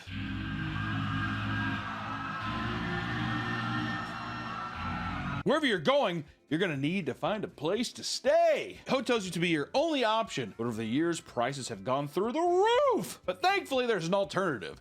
Airbnb. Airbnbs offer more convenient, maybe more reliable places to stay for your vacations. From Shrek Swamp to a refurbished missile silo, Airbnb offers unique experiences that will enhance your vacation. Please, Daddy, can we stay there? Please. We're staying in the missile silo. You'll like it. However, not everything is created equal, because Airbnb operates in a very gray area. Dangerous and disgusting circumstances can still arise, from satanic rituals to gangs thrashing homes to even police standoffs inside the Airbnb. It makes you think Airbnbs are not as safe as you think. So, get ready to book your next vacation as we explore the horrors of Airbnb, starting with bad host, which if you've ever gone on Airbnb, there's things that make your stay look more optimal, like, oh, this is like guest favorite. They'll market that if it's been rented a bunch of times. Or there's a thing called super host, which I still don't really know what that means. I think it just means people, it's like a very high rated host, very responsive, all that kind of stuff. So a bad host would be whoever you're staying with, not a good guy, not a good woman. And I think that, to be fair, the hosts of these Airbnbs, if I can be so bold, they can be dicks sometimes. Remember that one time we were in Texas and we stayed at the Airbnb? That bitch left me a 1 star because I left a candle. There was like a little bit of candle wax on the counter. She's like, you ruined the countertops. I was like, it's 1 candle. It was like this much. Well, it doesn't matter. Every hotel has a list of basic rules that you're expected to follow as you stay in the hotel. Airbnb has similar expectations as well. Like, you have to take out the trash, throw the sheets in the washer, don't light candles on the wood furniture. I want to go and burn that fucking place down, dude. Also, too, that's another thing I hate with Airbnb. You know what I like about hotels? I don't give a fuck. The only thing I don't like, they tuck the sheets under the bed. Yeah, I hate that too. Don't like that. Here's another thing. If I'm staying at your Airbnb, you come over and take out the fucking trash, dude. If it's an excessive amount, don't get me wrong, you can be like, well, I mean, look what we did. Come on. They got mad at us too for leaving 1 trash bag. We DoorDash McDonald's. There was 1 bag of McDonald's in there. And they're like, you didn't even take out the trash. And there's candle wax all over the place. I'm like, why don't you calm the fuck down, Sarah? I'm not gonna say we're out in Texas, but you know who you are, you dirty bitch. I'm gonna go back with a box of matches and I'm lighting that motherfucker up, dude. Fuck her. But some hosts go overboard. After booking an Airbnb, a guest was surprised to see a long list of additional rules that were hidden on the booking page, because if you also notice, you have to scroll all the way down and there's like, it's hidden in the fine print. That's how they use like text descriptions and shit. It's like a YouTube description box. Some of the rules included you can't stay in the room during the day, Monday through Friday, 9 a.m. until 5 p.m. That's your allotted time. Otherwise, you can't stay in it during the 9 p.m. to 5 p.m. You cannot be in the room. Guests are not allowed to shave in the bathroom sink and will be fined $175 for doing so. I can kind of be on board with that one. Clogs it up. I was gonna be like, don't be shaving your dick hair, pussy hair, your beard at my place, dude. Why don't you groom yourself before you show up? No, I think you can shave. You think that if you sit there, you're like, Yeah. shaving down there? I would rather go to a hotel. To be fair, it's your, well, yeah, the hotel ain't complaining. People coming in with like a dustbin and like a deal. Sweeping up and looking in the sink. Oh. Rolling up some toilet paper and like wiping the inner sink. Or if you leave the fridge open, it results in a $50 fine. Leaving the ceiling fan or bathroom fan on is a $50 fine as well. And guests are expected to maintain a 6-foot distance from all people in the household at all times. This had to have been a COVID thing, right? If other people are staying in the home, you are not allowed to talk or engage with them in any way. You can't talk to the host unless it's an absolute emergency. Which also, it's like, what do you mean I can't talk? Shocked by how absurd some of these rules were, the guests tried to ask if the rules were negotiable. However, the host freaked out and contacted Airbnb support, claiming she was being blackmailed. Help! Help! The rats are in my house, are in my walls. Makes me think that she's in the house somewhere. She has that thing where it's like a painting and it's like the eye shift that comes down. She's like... She's probably hiding in the toilet. Face underneath like that. No number twos. Airbnb would support the host and tell the guest to stop messaging the host or face legal consequences. As a result, the reservation was canceled without a refund and the guest lost $1,300. Nick, I'm telling you, box of matches, the place is burning down. Yeah, a little accident. Whoopsie. I don't know how the match got struck and your house got lit on fire. I don't know. There was a lot of paint thinner in the garage. I think that's why it caused that explosion. Great! We want to thank today's sponsor, GamerSubs, our longest, most beautiful sponsors on this channel. You can go to gamersubs.gg and get our own flavor, raw meat. That's right, baby. It's one of the best. I'm going to say it's the best right now, and I think I need you to try it right now. It's keto-friendly, sugar-free, and there's non-caffeinated options if you have a little quail heart and it's too much for you. But also, GamerSubs right now has carbonated energy drinks. Move over, Red Bull. There's a new sheriff in town. They got all kinds of flavors right now, guys. And let me tell you, if raw meat keeps going the way it is, they're wanting to put that little bitch in a can and sell it as well. So be sure to check out my flavor, raw meat. And also, if you're unironically just wanting like a carbonated energy drink or more of the shaken energy drinks type stuff, GamerSubs is the way to go. It's fucking awesome. It is a very, very nice product. So thank you so much to GamerSubs for continuously sponsoring these channels. And hey, go check them out. You can get free samples. If you like big anime titty cups, they do tons of drops with different creators. It's just a nice thing for if you're a fan of online content and if you're needing a little extra energy boost. So thank you so much for GamerSubs for sponsoring this video, and back to the video. While some hosts want nothing to do with their guests, some become obsessed with every guest that stays. Jay Alley was a super host running a rural vacation spot out in Comfort, Texas. He had received thousands of positive reviews from guests who had stayed and were constantly booked. He was a popular man on Airbnb. Super host. However, his reputation went down the drain after some guests made a sickening discovery. As soon as the couple arrived, Jay said, "Be comfortable. We don't care if you're in your PJs or nude." Host. No, seriously, spread out. Look at that big old bed. It's pleather. Already creeped out, the couple began to look around inside the property and noticed a padlocked door that had been made to blend into the wall. I don't like that already. Can you imagine seeing a padlocked wall? Like wallpaper, whatever. Is that a padlock on the wall? You just hear, like, and behind the wall, you're like, oh, like scuttling behind the wall. Oh my God. In addition to the hidden door, one of the renters discovered that a plug-in adapter had a secret hidden camera. The couple quickly left the Airbnb and contacted the police. Following a thorough investigation, police discovered additional hidden cameras and confiscated multiple iPhones and laptops. On those devices were over 2,000 photos of all previous guests. Pictures of people undressing, having sex, and just staying in the home were all found on these hard drives. And worst of all, there were numerous pictures of children who were staying with their parents. That's definitely a dude who's just like, diaper change time, that kind of shit. Sick fuck. At the time of his arrest, Jay faced 15 charges of invasive visual recording, and he would take a plea deal that resulted in 9 of the charges being dropped. He would only serve 1 year in prison, which I do think lock him up, dude. The biggest thing I'm afraid of is that I go and I'm being recorded in the place I'm staying. I used to have a fear as a child that there was cameras in the lights, so whenever I was pooping, you're a smart child. You're a smart child because I didn't know about this until like way later. So like I'd be like out and about, whatever, spread on the bed, jacking off, doing whatever, taking like crazy shits and all that. Now when I'm in the bathroom, I'll like I cover outlets. I do all kinds of stuff. Sometimes you ever see an outlet where you're like, why is that there? These weren't the only guests to experience a nightmare stay. Another unsettling Airbnb encounters. A couple checked into their LA Airbnb looking forward to their vacation. At first, the host seemed hospitable, leaving them a little bottle of wine and a nice note telling them to enjoy their stay. And after going to bed, the couple was awoken by a man screaming and banging on the front door of the house, looking for someone named Kevin.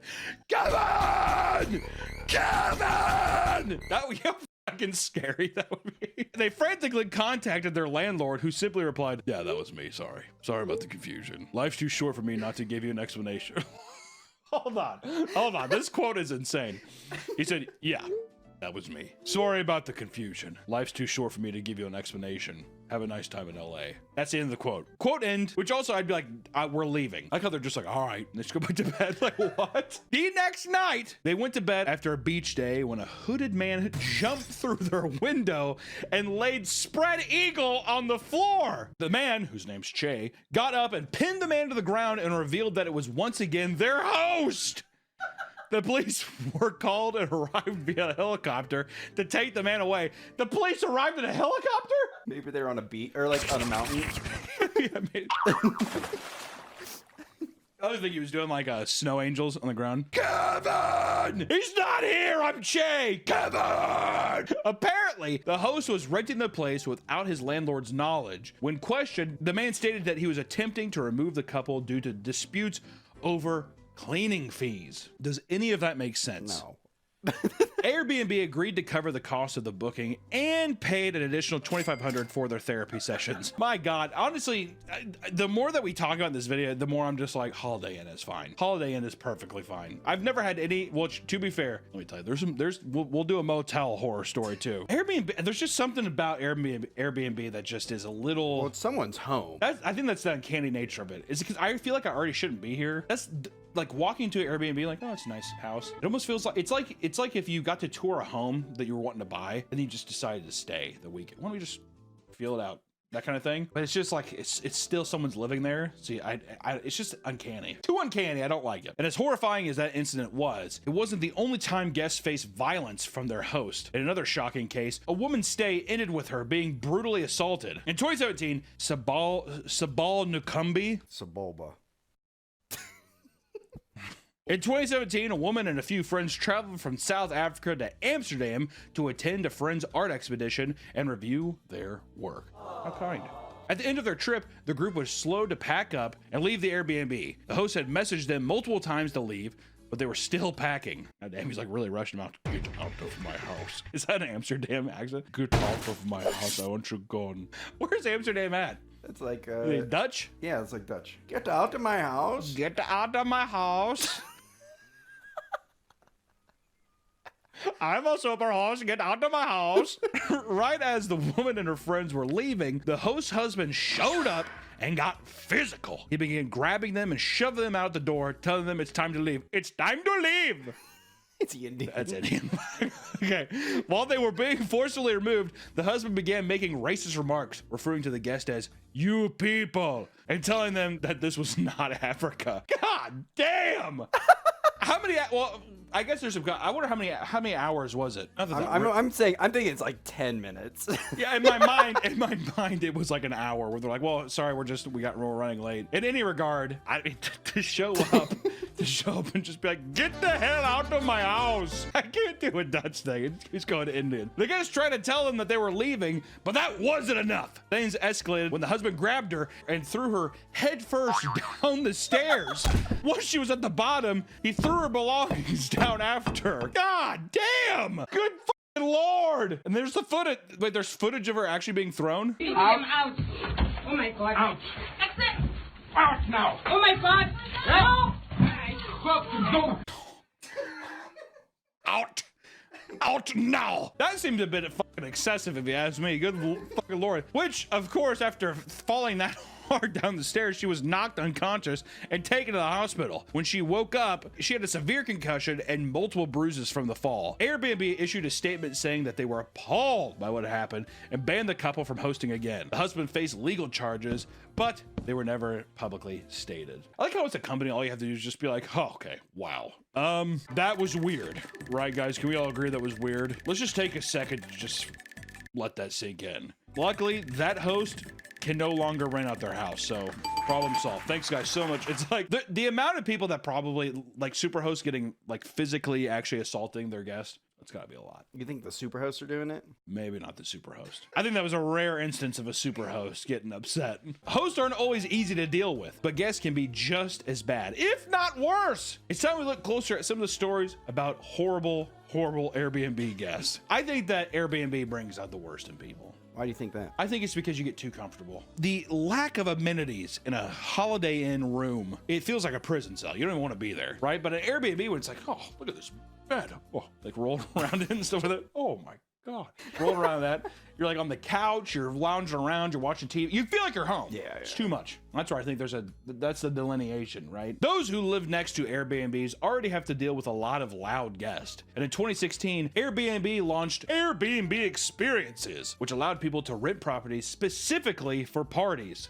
What a fucking nightmare.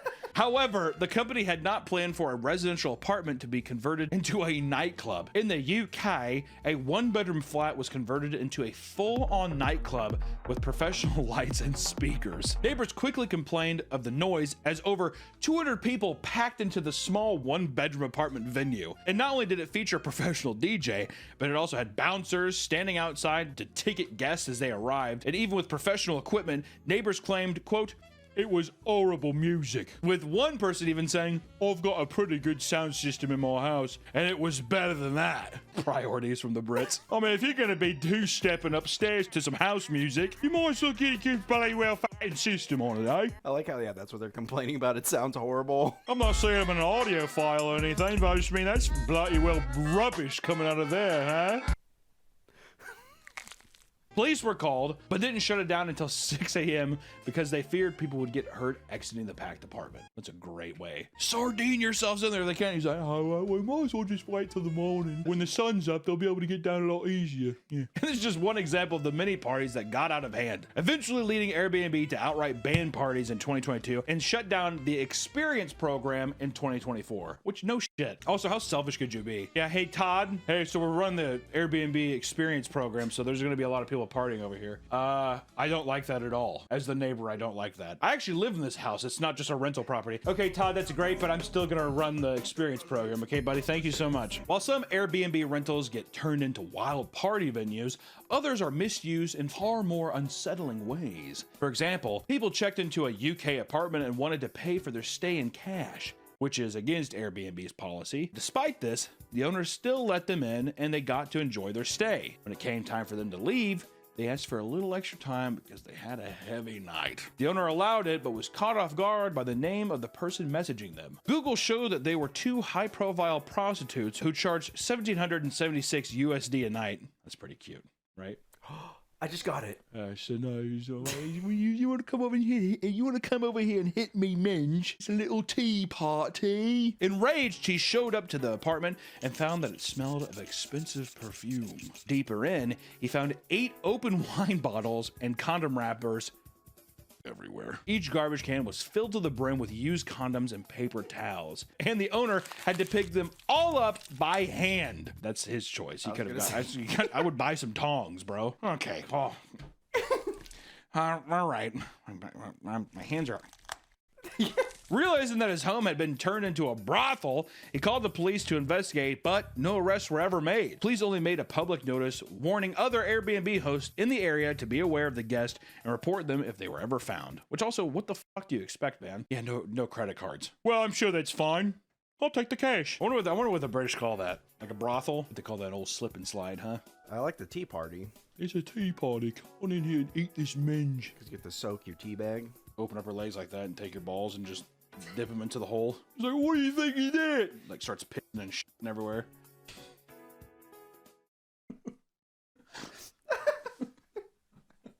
The UK is a beautiful place, is it not? All bad hosts eventually get what they deserve, but not all hosts are bad. Many rely on their rentals for their income and need the income to survive. Across the pond in the UK, a Harry Potter themed getaway had been ransacked after 2 guests checked out. When the host's brother opened the door to begin the repairs, he was shocked to see the condition of the flat. All of the coffee mugs and glass cups had been smashed in the kitchen. Furniture had been damaged and all curtains had been torn from the walls. Throughout the apartment, there were coffee stains on the walls, trash cans, and even on the mattresses. Do you know that's coffee? That looks a little like poopy. I was gonna say they like captured like a little person and dressed him up as Dobby. Dobby wants to leave. And this is him trying to get out. Yeah, exactly. Yeah, Dobby was trapped. In the year that it had operated, the Airbnb had all positive reviews with numerous families drawn to the theme. After everything had been cleaned, the cost of repairing and placing the items the guests had destroyed was $6,000. Or 2 magic wands. Huh? If I'm going to an Airbnb that's Harry Potter themed, put a Dobby in there. Oh, you know it'd be good if a little butler came out dressed as Dobby. Hello. But I don't, no. Not even a butler. I just want him to be, you don't know where he's at, but at some point, Master. Is he standing over you with a pillow? Master must love Dobby forever. Dobby wants Master inside him. Oh my God. Yeah, I just want to have gay sex with a guy dressed up as Dobby. You can finish inside Dobby. Well, okay, Dobby. If that's what you want. Just don't go back to Hogwarts. I won't, Dobby. I won't. Is Allison sleeping next to you? My wife and kids are in the other room. I'm like... Another host shared that they had a similar incident with body fluids in their Airbnb. As soon as the guests arrived, they began causing trouble. They had shown up 8 hours earlier than they were supposed to and brought their newborn baby, which the host said they couldn't have, which also it's like, well, what do you want me to do? Oh yeah, that's weird. No, you can't bring the newborn. It's like, it's not a fucking Rottweiler. It's our baby. Yeah, but you should just I wouldn't even just bring him. When it came time to go inside and clean, the host was greeted with a disgusting scene. Large patches of infant poop was caked into white carpet everywhere in the unit. Okay. Yeah, this is the one time. Yeah, usually people who have babies aren't just throwing the shit on the floor and caking it in. Oh, white carpet, huh? In the bedroom, there were puddles of breast milk sitting on top of the comforter. They had also pissed in the shower and didn't wash it down. Love the clarification there. Yeah, they pissed in the shower, but they just let it pool. Following the incident, the owner made a claim to Airbnb to cover the cost of the cleaning. We're making a public commercial that you can go and just like piss and shit and put shit like on the carpet and put breast milk, and all you have to do is like you might just pay damages. That's it. That's the extent. And drugs are common at shitty motels but can also be found in local Airbnbs. Daniel and Jocelyn Madrano were excited to receive an 11-day booking at their home that would pay for their upcoming trip to Florida. It's a nice little thing. They're like, well, there you go, finally. The man who booked the home showed up late and immediately began to act strangely. Daniel and Jocelyn watched on the security cameras as more people showed up with fans, tarps, pots, and random powders. They tried to contact their guests, but were ignored. Shortly after their guests arrived, the police were called. Investigators had tracked down 3 men in their car and had canines search their vehicles. And inside the car was pounds of meth, and all the men were arrested. A little fairy tale. Back at the house, it was discovered that they had set up a massive meth lab, producing over 100 pounds of meth in less than a week. They cooked in the kitchen and dried the meth in both the master bedroom and the Madrano's daughter's bedroom. The state of the home was unlivable as the chemical processes had stained all the walls and made the home smell of ammonia. Meth crystals had gotten cooked into the carpets all throughout the home, and altogether, the cost to repair the home came to about $26,000. All 3 men who were arrested face first and second degree felonies and have a $500,000 bond, and all are still awaiting sentencing. Just whatever you do, you can piss, you can do whatever, just no drugs. That's where it draws the line. What's a hazard? It's a hazard. And that's the only thing that can get you jail time, apparently. Yeah, you can shit, put breast milk, whatever, but God forbid you cook a little meth, and that's where we go wrong. Millions of items go missing or are forgotten at Airbnbs every year. From phones to toothbrushes to random socks, these items are pretty tame in comparison to what a group of renters discovered at their French Airbnb. A group of 20-year-olds rented a 7-bedroom house roughly 10 miles south of Paris. As they explored the massive home, they went outside and walked around the garden and made a grisly discovery. Slumped over in a small dugout hole was a rotted corpse of a 30 to 50-year-old woman. God damn, she must have been decaying to not know how old she was. She was in the very back of the garden, concealed by branches and stumps. She was fully clothed, but didn't have any shoes, and she wore a large diamond ring on one of her fingers. The cause of her death was impossible to determine because she had sat there for so long that she nearly decomposed. Based on all the available evidence, police believed that foul play was involved, and after the body was removed,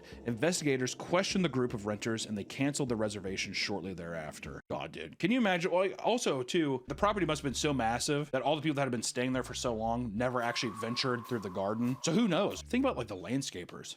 Word. Maybe it was just like the fall season, because I know in some places where it's like, oh, in the fall into like winter, obviously there's not a lot of landscaping because stuff's not growing as much or whatever. It's more of a spring, but still, I don't know. People book Airbnbs for a wide variety of reasons, including birthdays, vacations, and business trips, but most guests check out after they finish their celebrations. However, 2 guests check in, but never check out.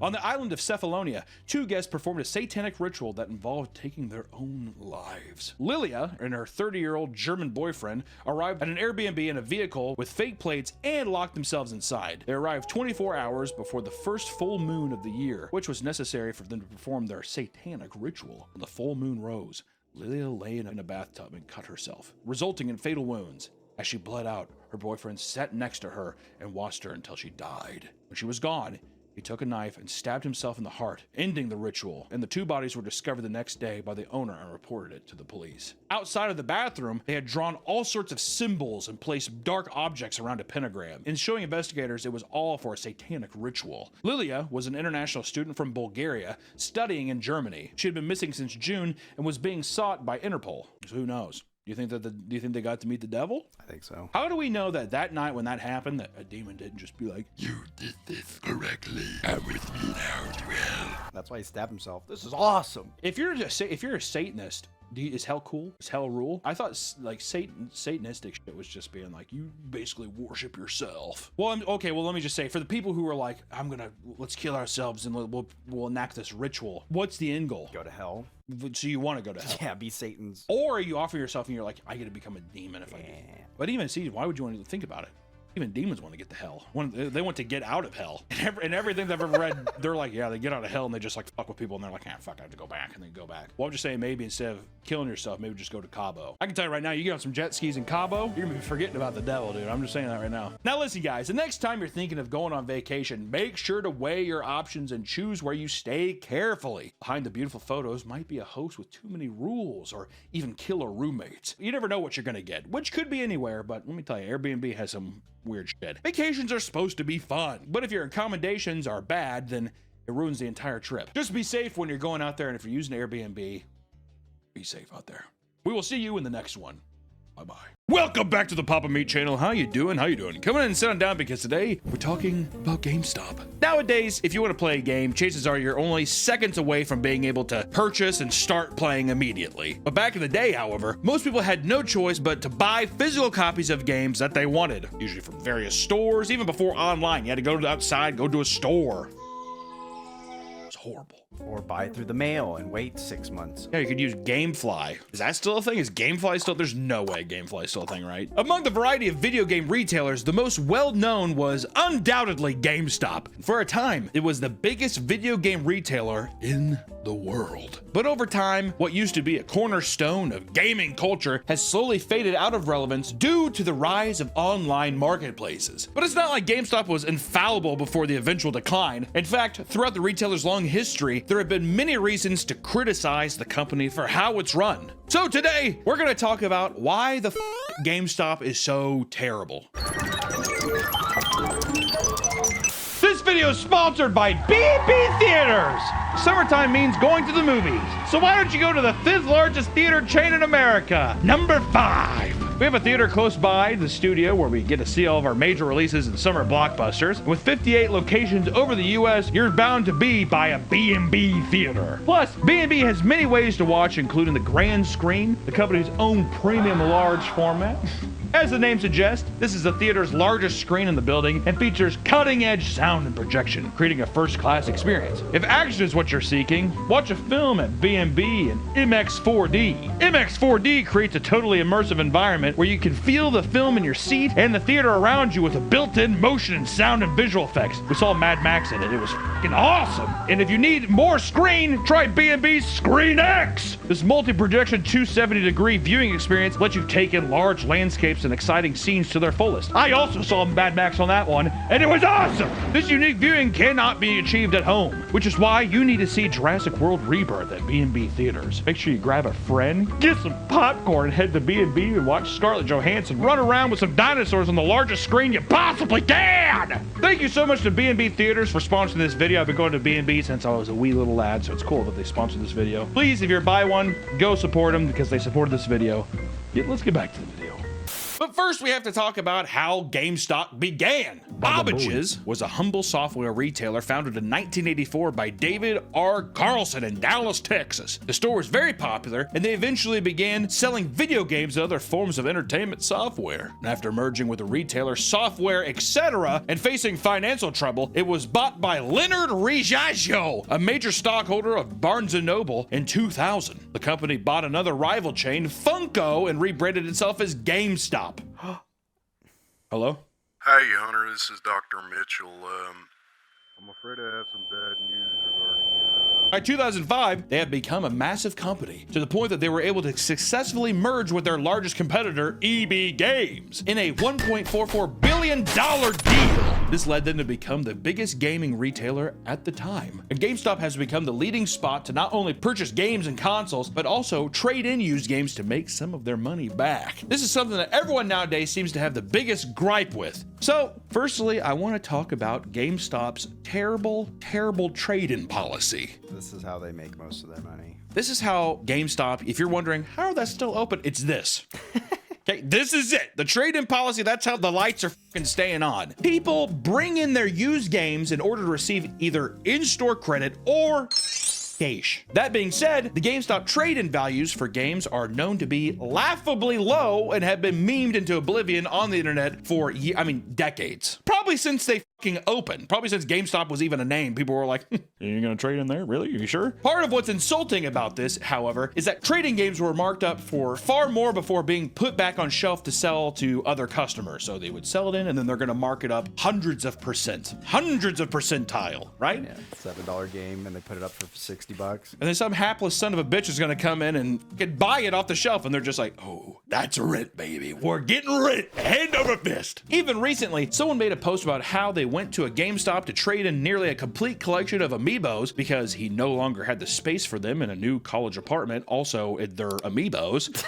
A set that could easily be worth thousands of dollars was traded in for $1,300. When I say thousands, I mean $5,000, $6,000. They gave him $1,300. And this sent the internet into an uproar over how badly he was lowballed, which at the same time, you have to ask yourself, my God, find someone else to buy it. Which, to be fair, people usually are in these positions where they're just like, I just don't care. I want it out. I want it gone. I don't want to have to go through the whole process of selling them one by one. But I think in today's reseller economy, I think that you could sell that, even being like $2,500. Yeah. Give me half. I feel like there are other options. He could have definitely been like nearly complete set on eBay. Buy it all in one. Buy it all in one or make best offer, whatever, Yeah. and handle it that way. Exactly. It is what it is.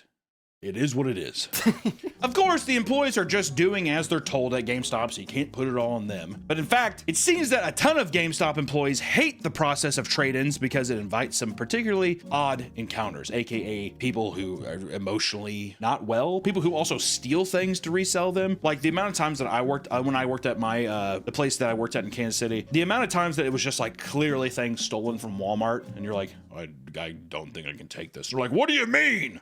It's like, it's 18 sealed copies of Grand Theft Auto 5. I just can't. I cannot do it. Here's a list of weird occurrences employees have witnessed trying to process trade-ins with customers. 1. A man came in with his wife to trade in his copy of Dishonored, only to find his secret porn stash inside of it. That's just a good day to me. Ironic substance to be found in a game called Dishonored. One employee was given a PS2 with a condom stuffed in the hard drive slot, and he was also given PS3 games that the customer admitted were used as weed ashtrays.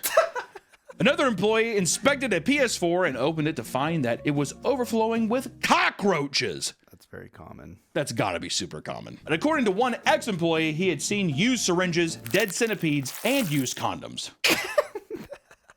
He's like, it was a crazy weekend. A customer came in to sell 50 DS games, each of which were fake, and someone brought in a box for a controller filled with rocks. He assured them that was what was in the box when he bought it, and the store leader somehow decided to pay him out. What? And one man tried to ask if they would take in some appliances like his washing machine. And a strange customer who seemed to be tweaking came in with a stolen coffee maker and told the employee, quote, I know y'all take video games, but what about coffee makers to make some coffee for your gaming sessions? That's a good sales pitch. He's just like, hello? You boys like to stay up all night and game with your Nancy's. And in a more sad turn of events, because we have to do it to you, a man was trading in his old Xbox 360 while the employee worked on wiping his hard drive. They discussed his Xbox achievements. The man suddenly got sentimental and decided he no longer wanted to trade it in, but it was too late. Everything was wiped and left sad. Which I love the idea of a guy just be like, you know what, never mind. The guy's like, oh,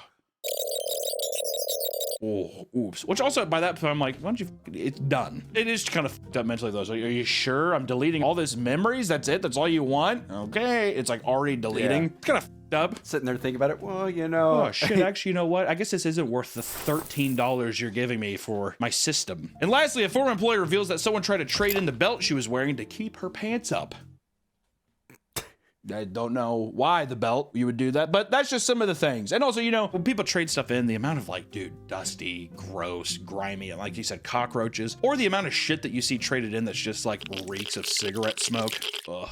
Yeah. Brutal. And people have always chastised GameStop for its horrible trade-in value and inability to care for the customers. So let's talk about when GameStop was at its absolute worst with the Circle of Life program. In order to maximize profits, to understand why it was implemented, here's GameStop's ideal customer cycle. 1. Customer pre-orders game by paying a deposit. You gotta put money down. 2. Customer uses their trade-in program to get money back after completing the game for way less than the actual value. 3. Customers ask for store credit instead of lower return cash option, then uses it to buy another game. 4. The now marked up used game is put back on the shelf to repeat the process with someone else. You like that? Do you feel good about how that's the circle of life? And then 5, you die. You're dead.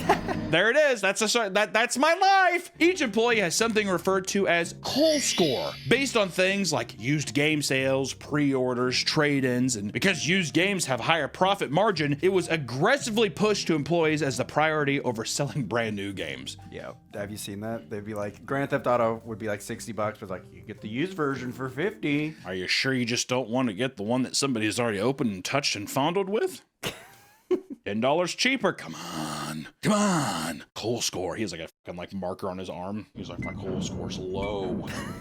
To avoid having a low score that threatened their job, GameStop employees were pressured to lie to their customers about the stock of new games and consoles. One employee admits that a launch day for a brand new game could literally screw him over for the entire week because he would then have to sell way more pre-owned games to keep his score up. So it's like, yeah, you might have sold a shit ton of new games, but GameStop's gonna be like, why aren't the used games selling? Yeah, I think I might get fired. It's a fun working condition. Employees essentially became the gaming version of a sleazy used car salesman. It would be pushy and endlessly talk up their pre-owned titles and sometimes not even mention the price until the last possible second. And another employee states that this system would put the store in constant state of crisis, stating, quote, 1 week, we desperately needed trades. The next few weeks, we need to focus on pre-owned. Then, because we focused on trades and pre-owned, we didn't get pre-orders.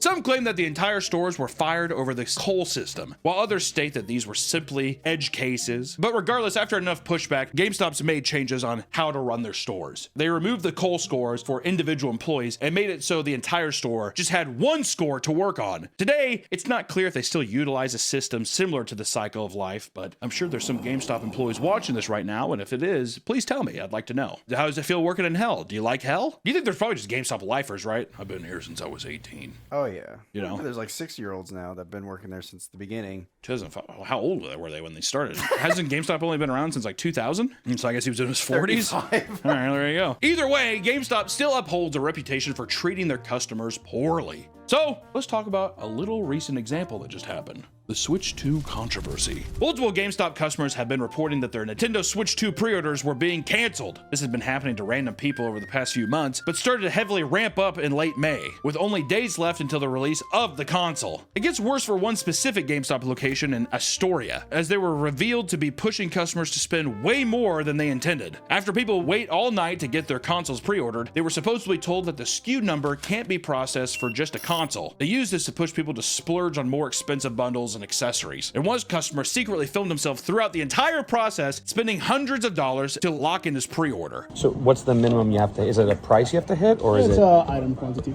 Okay, so I'll do the 1 terabyte micro SD. And then I'll do Is this like at every GameStop that they're doing this, or is it just a specific I one? don't really speak for this one. I'm pretty sure it's an all-around GameStop. Okay, interesting. Jesus. After the post went viral, GameStop responded on Twitter by saying they were actively investigating the store and offering pre-orders to anyone who were turned away. Despite them trying to make things right, it further showcases the pressure put on GameStop stores specifically to hit their quotas, even if it means massively fucking over their customers, you know, just by being like, we gotta sell controllers. If we don't sell controllers, I want to know who's the guy where it's like, you don't want Bob to come down. Like corporate, you know what I mean? Oh, yeah. Oh, God, Bob's coming this week, and he's like, there's a lot of controllers in the back room. This place is shut down permanently. I've been working here since I was 35. I'm 60 now. He's like, that math adds up. By now, it should be clear that working for GameStop can be a bit of a fucking nightmare. So let's talk about why people hate working at GameStop. Many people think GameStop is a great first job, right? Because they can make money in an environment they're passionate about. I love video games. I want to work at GameStop, right? Kind of reminds me of like those commercials of people doing the tester games. I'm having so much fun testing video games. Yeah, it's so fun playing this game. I can't believe we got jobs doing this. I know. And my mom said I would never get anywhere with these games. Those that go to the massive r/GameStop subreddit to ask if it's a good idea to put an application to work there are bombarded with current or ex-employees desperately trying to chase them away. Run while you still can. I mean, one response reads, you can run. Work anywhere else. You think you want to work here, but you don't. Find a local retro game store to apply to instead. This is not a video game job. It's a sales job with zero benefits or incentives that happens to involve video games. Sometimes. Another person explains, GameStop is not a relaxed work experience at all. Full stop. If you're not good at pushing memberships, warranties, and game protection, they will threaten your job until you get stuff by any means necessary. During interactions with customers, you are constantly trying to sell them on pre-orders, warranties, used games, add-ons, or accessories, and pro memberships, which is essentially a GameStop reward program that provides benefits for a yearly fee. Because of this, employees' interactions become a meme due to how obnoxious they are. There are many stories of employees being treated so terribly that they eventually reach their breaking point. Even in a situation where someone was once robbed at a gunpoint, they were blamed by their store leader and told not to give in by complying too easily. You might get shot, okay? But the Halo 3 edition, really, guys, we're gonna lose profit here. Bob's coming. You don't want to lose all that, the coal score. The coal, exactly. The goddamn coal score for the show, right? Or for the store. If you get shot, we'll give you a day off. Do you think they're like, do you want to take the new games instead? Yeah, instead of robbing our money, what if you just took 3 new games and like 3 pre-ordered games, and that would balance out our coal score? And the guy's just like, in another robbery that took place in Pennsylvania, $5,000 worth of PS5s were stolen after being violently threatened by 2 men. This led to a top-performing GameStop manager of 13 years being fired, as if it was his responsibility to fight off the thieves for the beautiful, delicious Japanese gaming system. Several employees quit in protest, and it wasn't the first time employees rallied together against the upper management. In 2023, a Michigan GameStop was managed so horribly that every single employee quit at the same time. It occurred on an important day, the release of Legend of Zelda: Tears of the Kingdom. However, customers came into the store only to find a letter posted on the wall that read, quote, unfortunately, due to poor working conditions, the staff of Brighton GameStop have decided to resign, effective immediately. Management overworkers, underpays, and underappreciated its frontline workers, set its unrealistic expectations and constantly threatens termination for any employees that cannot exceed them. And they're like, oh, I'm just gonna go to Walmart. I'm just gonna go to Walmart. That's where the customers are like, oh, okay. And they probably just turn around and leave. There's a lot of people who've been doing that in like retail stores and fast food. They'll just put up a sign like Popeyes, be like, Popeyes corporate hates us. There's only 3 of us today. We're just not working today. I see that. I've seen that with like Starbucks meetings of people being like, you can't enforce this or whatever, that kind of stuff. And it's always funny when they have like someone's there recording it and they like pan over and there's the managers who are just like so smugly being like, you motherfuckers. you're all dead. The same thing happened in 2022, a year prior, in Nebraska, where every employee walked out and left an angry letter on the front door. And according to one employee, they were undertrained, verbally abused, and had their jobs threatened at every turn. And employees at GameStop have to deal with way more obnoxious customers than people may realize. One employee posted about how, after fully organizing the Funko Pop wall, a mother brought along her child and let them climb all over the shelves and destroy the entire display. 15 minutes later, after she left, they get a call about how the employees were racist for keeping an eye on her child. I don't know about that one. In one post, a customer was denied a return of a controller that had clearly been smashed to pieces. The man left after being threatened and called slurs for 30 minutes, only to run back inside and attempt jumping over the counter to attack him. He left after the employees threatened to call the police. And one employee posted a video he took in the store where a man is denied a return of his copy of Fallout 76 because he doesn't have a receipt. He becomes so infuriated that he starts destroying the entire store on his way out. Hi, welcome to GameStop. In a more extreme response, one man loses it after demanding a Steam code, claiming his didn't work. After being denied this, he told the employees that he planted a bomb in the store earlier that day, which would apparently go off if he did not give him a store code. An entire section of the mall had to be evacuated because of this bomb threat. Didn't Chris Chan also attack I think Chris Chan pepper sprayed somebody? Pepper sprayed somebody. I At think there's a GameStop. video. Yeah. Yeah. It's one thing to encounter aggressive customers, but what about the weirdos, right? It's no surprise that GameStops might attract some odd characters. According to one ex-employee, a man that was talking to him was so open about his life that he ended up showing her a picture of his diaper collection on his phone. Would you like that? Another customer came in because of the help wanted sign on the window, only to say that he has to confirm how far the Neos Elementary School is before he can officially apply. Oh, because he's a... In an infamous video, members of the FaZe Clan walk into a GameStop thinking the employees will recognize them. They're met with mostly silence and leave the store after flaunting their millions of YouTube subscribers to grown adults. It's horrible. Good God. There was also a man that came in to try and trade in a bunch of Gooner games like Leisure Suit Larry, The Guy Game, and Playboy Mansion. He was asked to leave because there was all over his cases. Oh, that's just glue. It's glue. It's Elmer glue, dude. I'm a model builder. It's tapioca pudding. I was eating. And I had snack pack pudding. Tapioca. It was great. According to one female employee, she had weird men wait outside the store to talk to her almost daily, to the point where she has to have her mom and boyfriend wait outside when she closed up to avoid the confrontations. And similarly to that, another woman dealt with tons of weird attention from male customers because the manager exclusively hired attractive women to create what she described as a hot GameStop. Men would drive from far away to lurk around and talk to staff. The employee was eventually fired and was told that the manager was later taken away in an ambulance after having a violent meltdown where he, quote, declared himself as a high archangel. Sounds kind of like the coffee thing. Which, well, not only that, but it sounds like he's trying, like, is he a fucking cult leader at a GameStop? All my beautiful babies will play these games. I am the archangel. And there will be pre-orders and there will be pre-owned games sold and then new games sold and accessories, all at a perfect rate, a perfect call system for Archangel. Do you think he had a pretty high Cole score then? I would assume his Cole score was very high. I would hope so, at least. He's the Archangel. Speaking of women, it turns out that GameStop once created an entire training video that teaches male employees to converse with them, right? Because they might not have done that before. The video stimulates interactions between men and different types of female shoppers, teaching you how to avoid making a woman feel stupid by throwing out a bunch of gamer jargon at her. Hi, welcome to GameStop. My name's Alex. How you doing?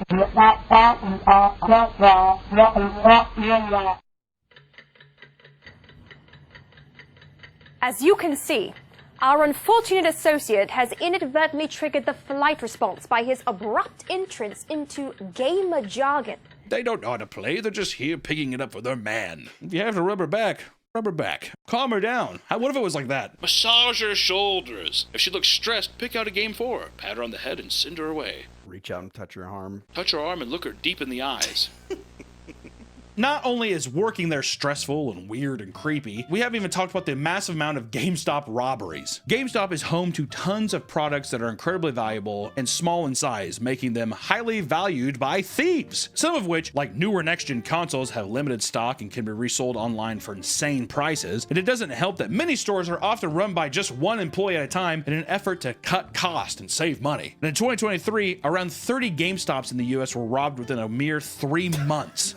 Even as recently as this year, a group of burglars crashed their car into the GameStop in Chicago to steal games and equipment from the store. This was seemingly a part of a large-scale GameStop crime spree, with 4 GameStops being targeted for smash and grabs in just 1 month. Some burglars are not nearly as successful, like a man from Georgia that was caught trying to steal from a GameStop wearing a plastic bag over his head as a disguise. It's pretty awesome. Is that water bottle bag? I don't know what it is, but it's like, what the fuck? What are you doing, man? The St. Mary's Police Department Facebook page made a post requesting information from anyone that could identify the man. They wrote, and I quote, "You can help us catch him. Once you can stop laughing." He was eventually found and booked on 2 felony charges for criminal damage to property and burglary. In a particularly heartbreaking story, a GameStop smash and grab led to one immediate arrest after a young man's entire crew ditched him before he could jump into one of the 2 getaway vehicles. Peace.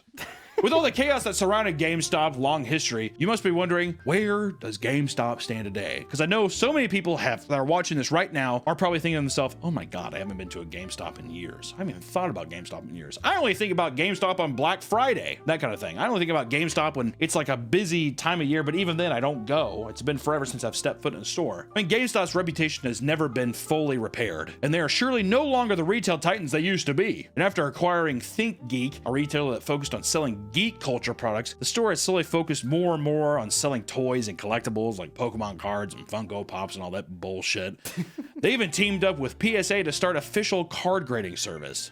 Why? To undersell you? To undersell you on fucking cards? Jesus Christ, bro. According to GameStop's recent earnings, GameStop's about to sell more collectible items than games. GameStop, collectible stop. Change the name. The biggest and most recent news to come out of the GameStop, however, is their decision to spend $500 million on 4,710 Bitcoins to be used as treasury reserve assets.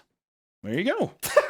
This led to GameStop shares lowering by 10.9%, but the company states that there is a set ceiling on how much Bitcoin they will continue to purchase. We're gonna do it. We're not there yet. We're not there yet. When we get there, we'll stop. I mean, it's a fucking clown show. There's something nostalgic about walking into a video game retailer. Something that's becoming less and less possible as the years go on. You know what I mean? It's just like the brick and mortar store system is, albeit inconvenient, but it used to be a place where it was like just a place you could drive to. It was something that was tangible that you could walk into, and it was just like a place that would take your stress away, though. It was a place of excitement, you know what I mean? And I think that a lot of like independent stores have started to pop up and fill that void just because all these larger retailers that we grew up with or that have been around for a long time have slowly become, I mean, like the fucking worst. I don't think that they were ever really good, but you didn't have anything else. It's just like it's full ugly faces shown and it's horrible. So if you want to revisit that feeling, maybe find a small mom and pop shop in your area to shop at, you know, because there's so many people that aren't just scummy resellers and fucking parasites. There are people who legitimately love the culture of video games and will give you a fair price and, you know, all that other bullshit.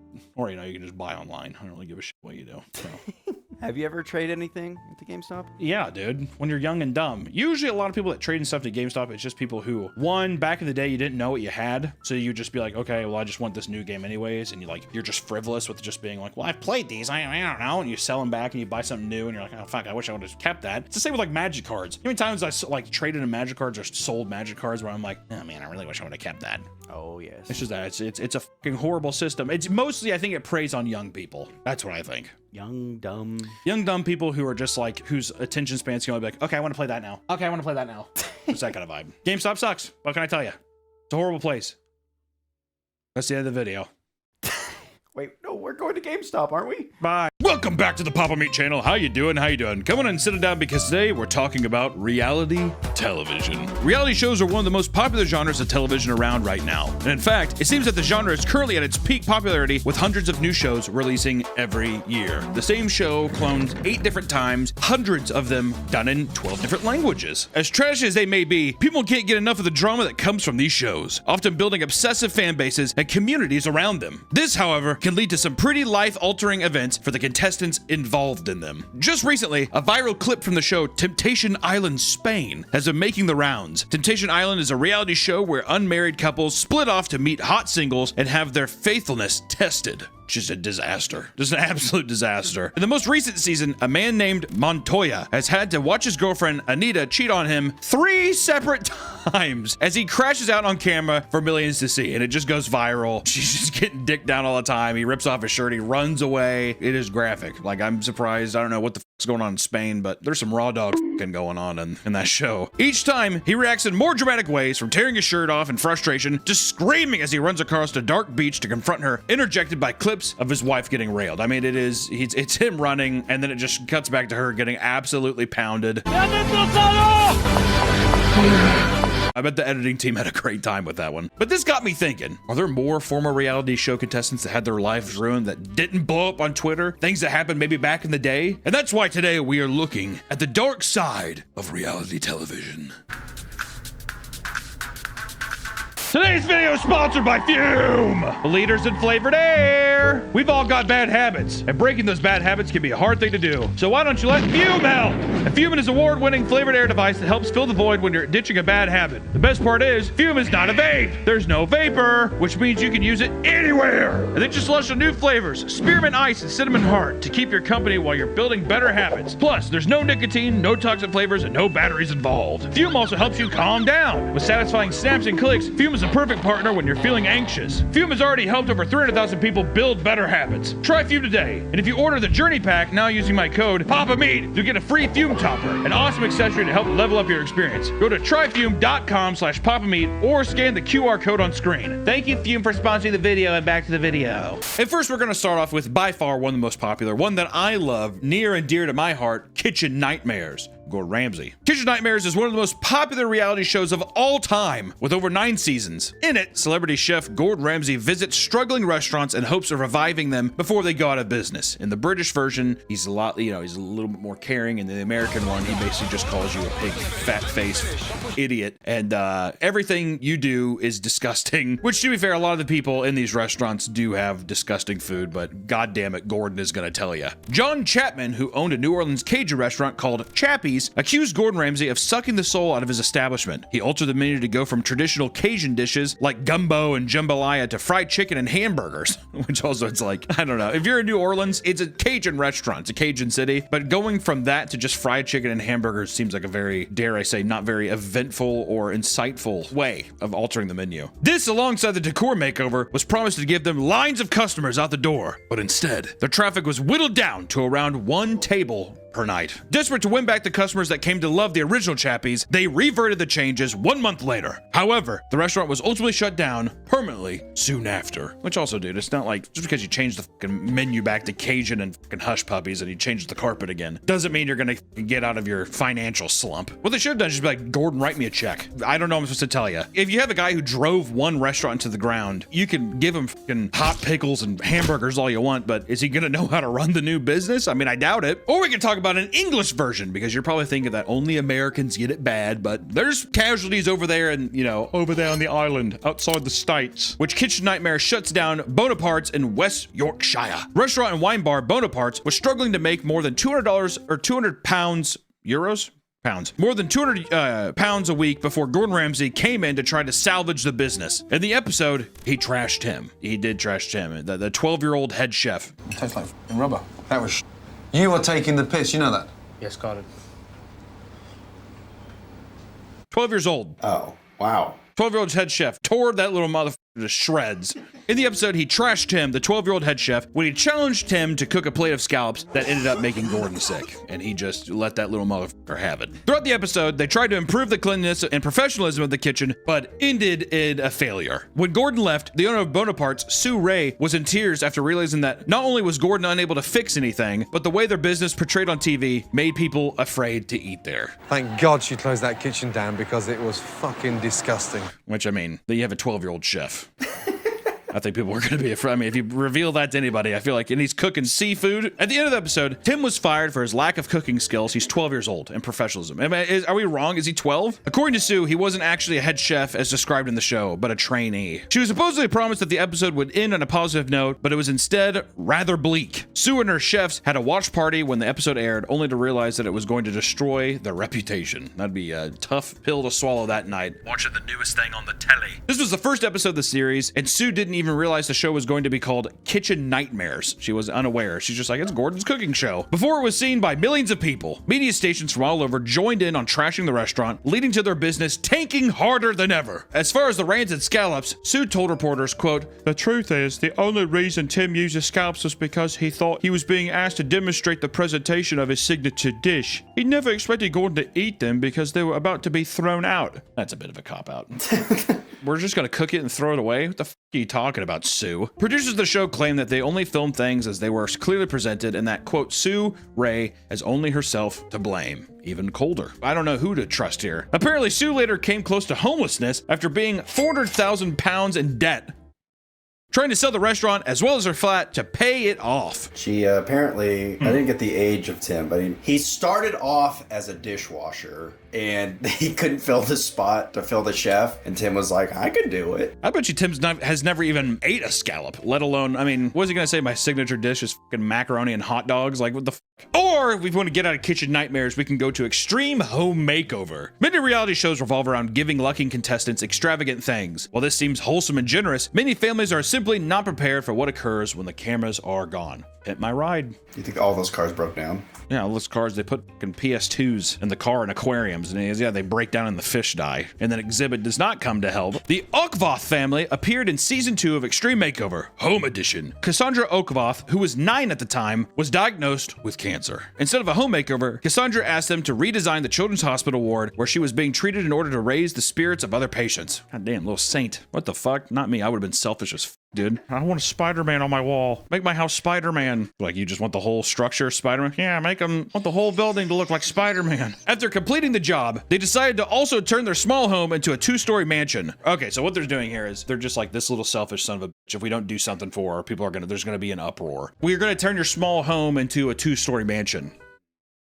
What? During the reveal, they were beyond appreciative, but the producers of the show didn't think through what manufacturing a gift of this magnitude entails. I think it's more of a oopsie-daisy afterthought, because while the house was paid for, the utilities and the tax bills, they're not. They don't pay for those. A house of this size costed much more in utilities than their modest 1-story home. The first electric bill for this home, single month electric bill for this home, was $2,200. Okay? How? I don't know if they're like, we're mansion owners now, so every light in the house has to be on, and we're running the AC at 60 degrees. Maybe that could have been it, but there's no way their mortgage was $2,200. The electric bill alone is probably, at that time, triple what they were paying their mortgage. Not only were their life savings being drained, but having a mansion complete with a home theater being broadcasted all over television led to an increased attempt in robberies. Would you just not immediately sell the home? I wonder if they have a clause in there where, like, you cannot sell it for X amount of time, because in that way it's just people would just get on the show and flip the house or something. On many occasions, people would break into their home, one time resulting in Cassandra coming face to face with a hammer-wielding burglar. Not Cassandra, she's cancer. The cancer child, who was like, just give the kids something else, leave us behind, is put into now this like prison she didn't even ask for, and people are coming in trying to beat her to death with a hammer. Cool, Extreme Home Makeovers, that's awesome. Move that bus, fuck off. They were forced to purchase tons of expensive security cameras to protect themselves, despite still struggling to pay their bills. I probably would have hit up one of the producers. I would have been like, dude, listen, it's cool. You gotta get me some fucking cameras for this house or something, an alarm. How are they also making a mansion? They're just like,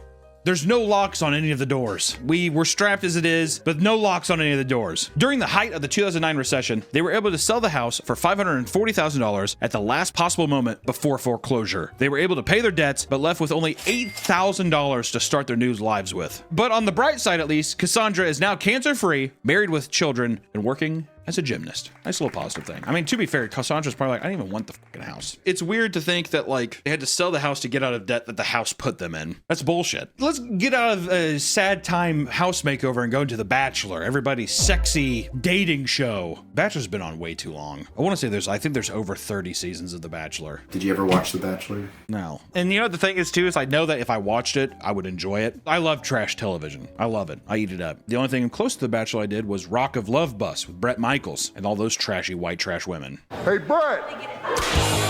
Hello, everybody! God, he's like the hottest rock star ever. And I like how there's like 4 seasons, and each new season he's like, well, the last one didn't work out.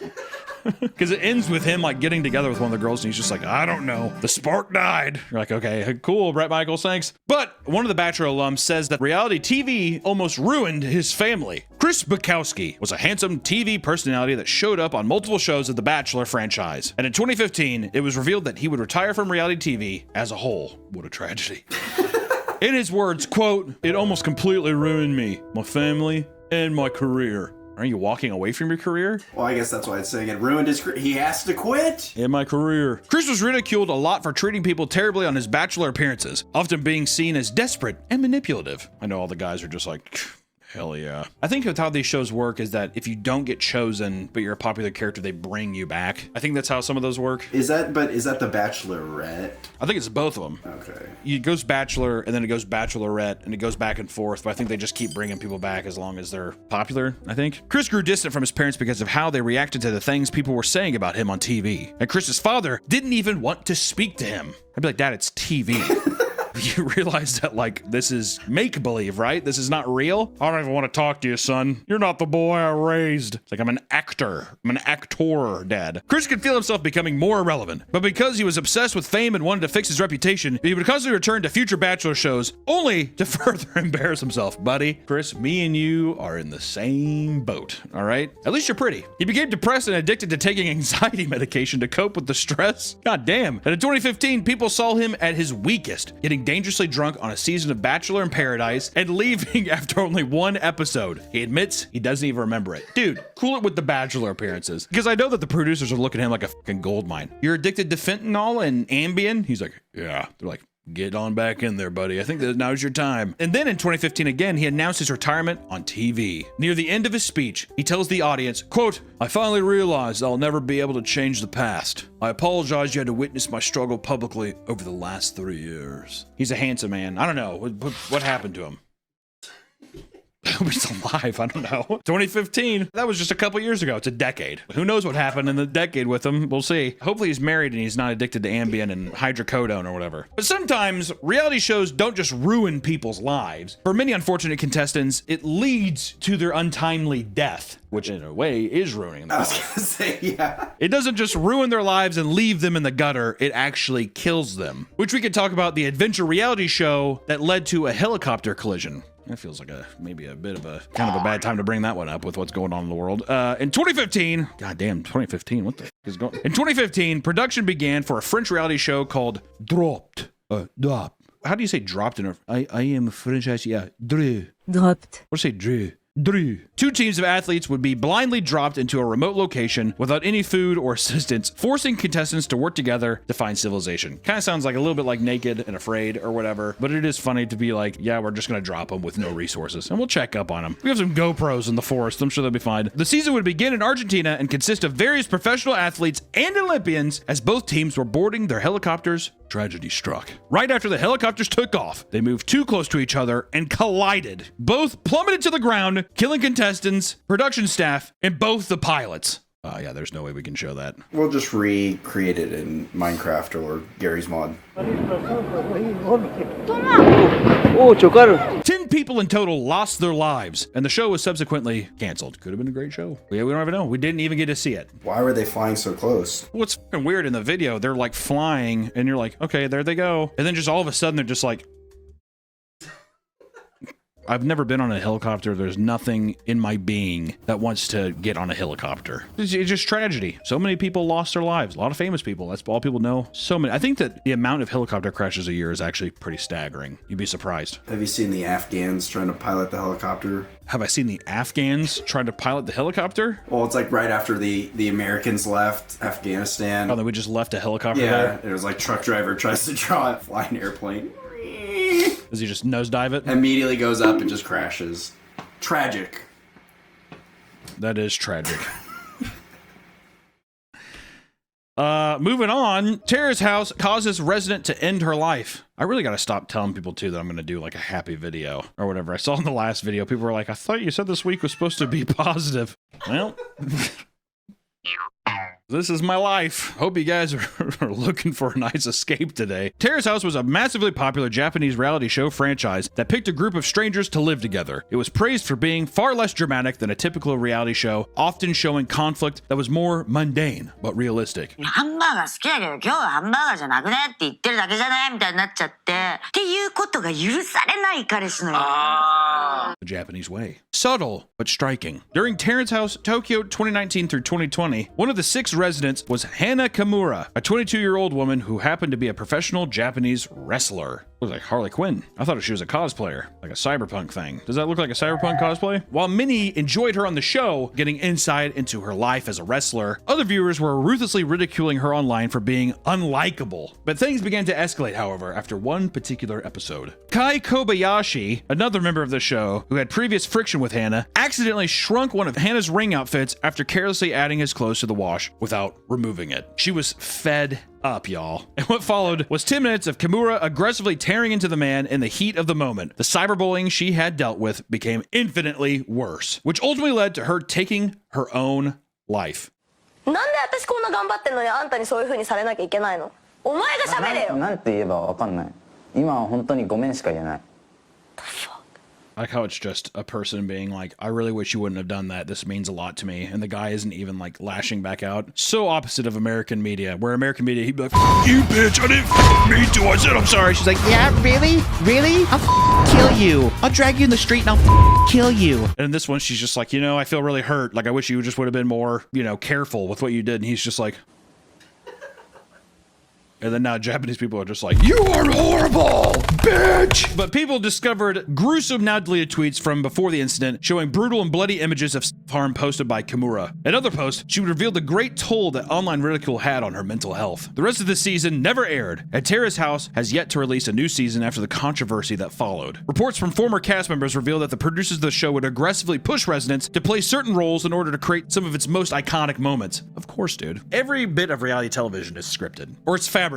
Even if the contestants don't know, things are being played in a way to where the producers know they're going to get the outcome they want. Do you think someone put her like outfit in the laundry? I bet you anything somebody put her outfit in his laundry thing, and without him even noticing, he just like was throwing it in. Like something like that where he's like, oh, I didn't know. Or to him, he's like, oh, I'm sorry. And then of course she's devastated. It turns out that this even extends to the argument that led to Kimura being intensely cyberbullied. Text she had sent to her friend prior to the event revealed that she was instructed to go off on Kai Kobayashi and even slap him if given the chance. Her mother claimed that the producers thought that Kimura should act as the heel, similar to how she did in the ring. They're like, she's a wrestler, she's the evil one. But because Terrace House has a reputation for being real and not exaggerated, producer intervention like this had a major impact on how cast members were treated outside of the show. Because people thought it was so real and that it was so authentic, they're just like, these are exactly everything that you're doing and seeing is real. And my God, that wasn't the case. And if we want to keep strolling down a positive lane, let's talk about the Ginny Jones murder. The Ginny Jones Show was a massive popular tabloid talk show from 1991 hosted by stand-up comedian Ginny Jones. Roll one of the jokes. Women look for basically the same things in a man. I'll tell you what I find attractive on a man. Pussy! That was pretty funny. I enjoyed it. In 1995, there was an unaired taping of the show titled Revealing Same-Sex Secret Crush, where guests would be invited to meet their secret admirers. I feel like the Jerry Springer show probably had an irreversible damage on the kind of stuff people brought into on the air. The episode became public later on as evidence in a court case. What seemed like a lighthearted show became strangely uncomfortable. A 32-year-old Scott Amador awkwardly confessed his love to his friend Jonathan Schmitz, only to be rejected on live TV. Can you tell us what your status is? Are you involved with anybody or? No, but I am definitely heterosexual, I guess you could say. That's all good and fun, right? That happens all the time. Jerry Springer, right? Rip out your hair. It's like some fat redneck chick, and some like little person comes out and like nosedives into the crowd. It's all good fun, right? Because the audience got a big kick out of it. And Ginny Jones did her best to milk the moments for as long as she could by asking tons of follow-up questions, right? She was being the Jerry. Why would you do this, right? Trying to find the human aspect of these people. Days later, Scott pushed further by leaving a sexually inappropriate note at his house, despite knowing he was not at all interested. John confronted Scott directly, and he admitted that the note was from him. So now it's even more weird because it's like, dude, we're not even on TV. I told you no. I'm not interested. And he's just like, take that. I wrote it for you.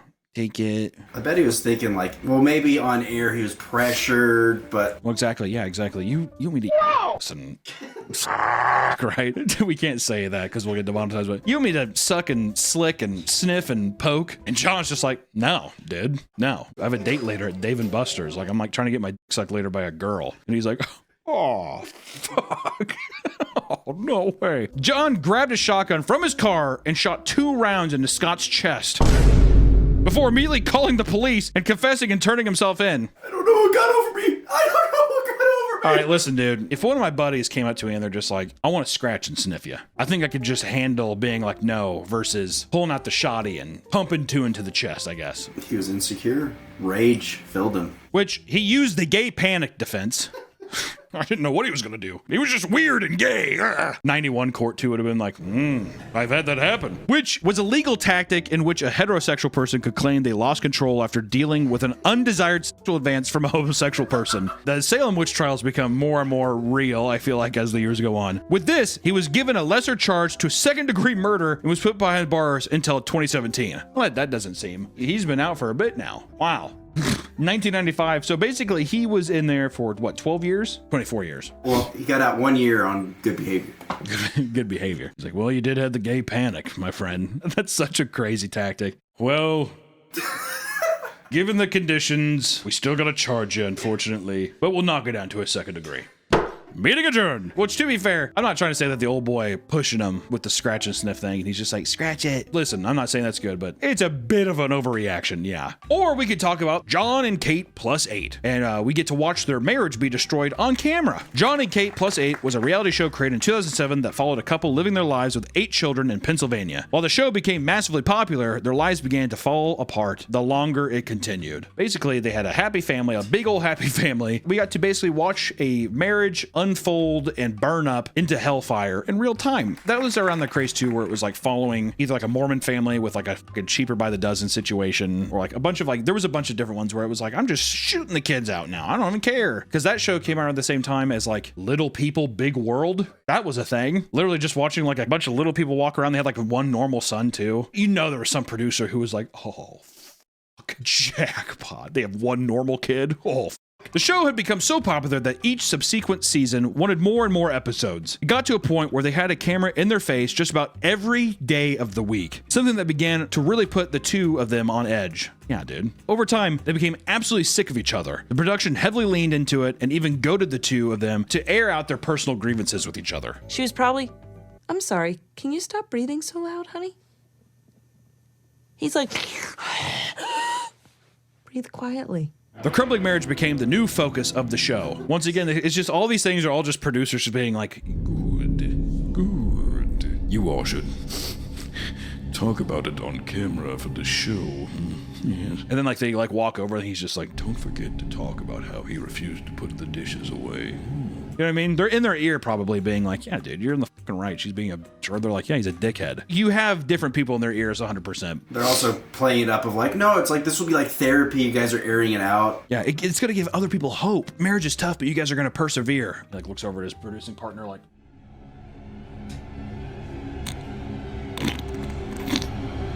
something like that. But what followed, a long-running series of controversy pushed by tabloid news outlets, from cheating scandals to public divorce in 2009, and even an ugly 12-year-long custody battle that they would sometimes discuss on televised talk shows. Eventually, in 2022, some of their children began to speak up about their struggles with growing up in front of the camera crew. Their son, Colin, admitted in recent years that it completely tore the family apart, leading to him being extremely distant to his parents. Colin also started to reveal much more shocking behavior from Kate after her divorce. According to him, Kate would specifically target him to vent her frustrations. He'd hear the front door open, and he'd be like, oh, here we go. Here comes mom with her fucking double-decker stroller or whatever. Colin, I gotta talk. He's like, God damn. This would range from being chastised verbally to having his hands and feet zip-tied and locking him in the basement for several days. Okay. Whoa!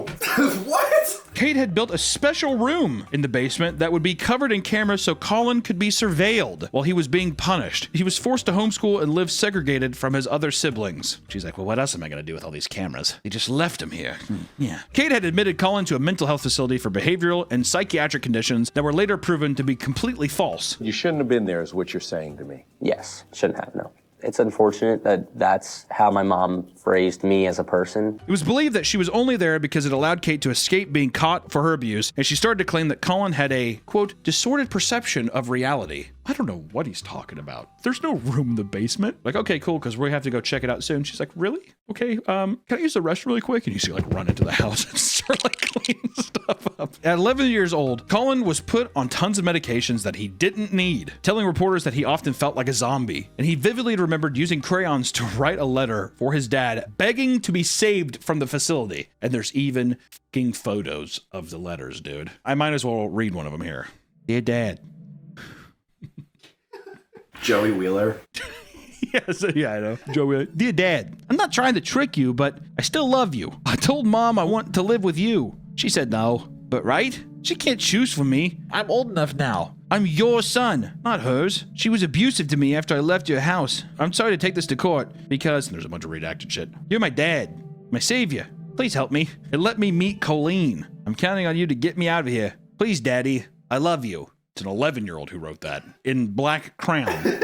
They couldn't even give the son of a bitch just a ballpoint pen. Have you ever written with a crayon? Hard. So now he looks like a fucking maniac. He's like, I'm your son, and it's like all written out all weird and shit. The dad's gonna like read this and be like,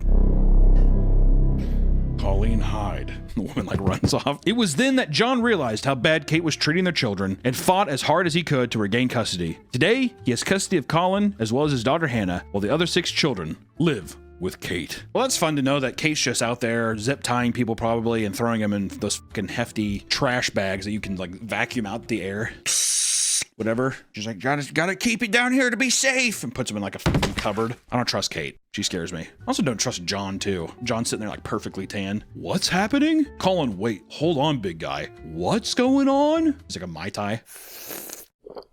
Okay, I'm on my way. Listen, reality TV is trash, right? That's all it is. If you watch reality TV, you are consuming a trashy product. It's just garbage. It is nothing. There's nothing of substance there. But goddamn, you know, it's the same thing with junk food. It's tasty, right? You watch it, you get hooked. Next thing you know, you're sitting on the couch and you have type 2 diabetes, right? Welcome to my world. But there's an inherent scumminess to the productions of your favorite shows, right? Every show that you watch, these shows are built on blood and tears. I'm going to tell you that much right now. And we live in a world where everything has to be sensationalized, right? They can't just, you saw even the Japanese version. These motherfuckers are quaint. And all of a sudden now they're just like, throw this deal in her laundry, and it resulted with somebody's life being taken, okay? And sometimes that comes with the cost of treating people like props rather than human beings, and I think that's just a sad, sad meme. So this is what I'll say. Watch your reality television shows, but realize that you're watching something fake. You're watching a facade, and that these people that you're watching, there's probably a little bit more behind the camera than you expect.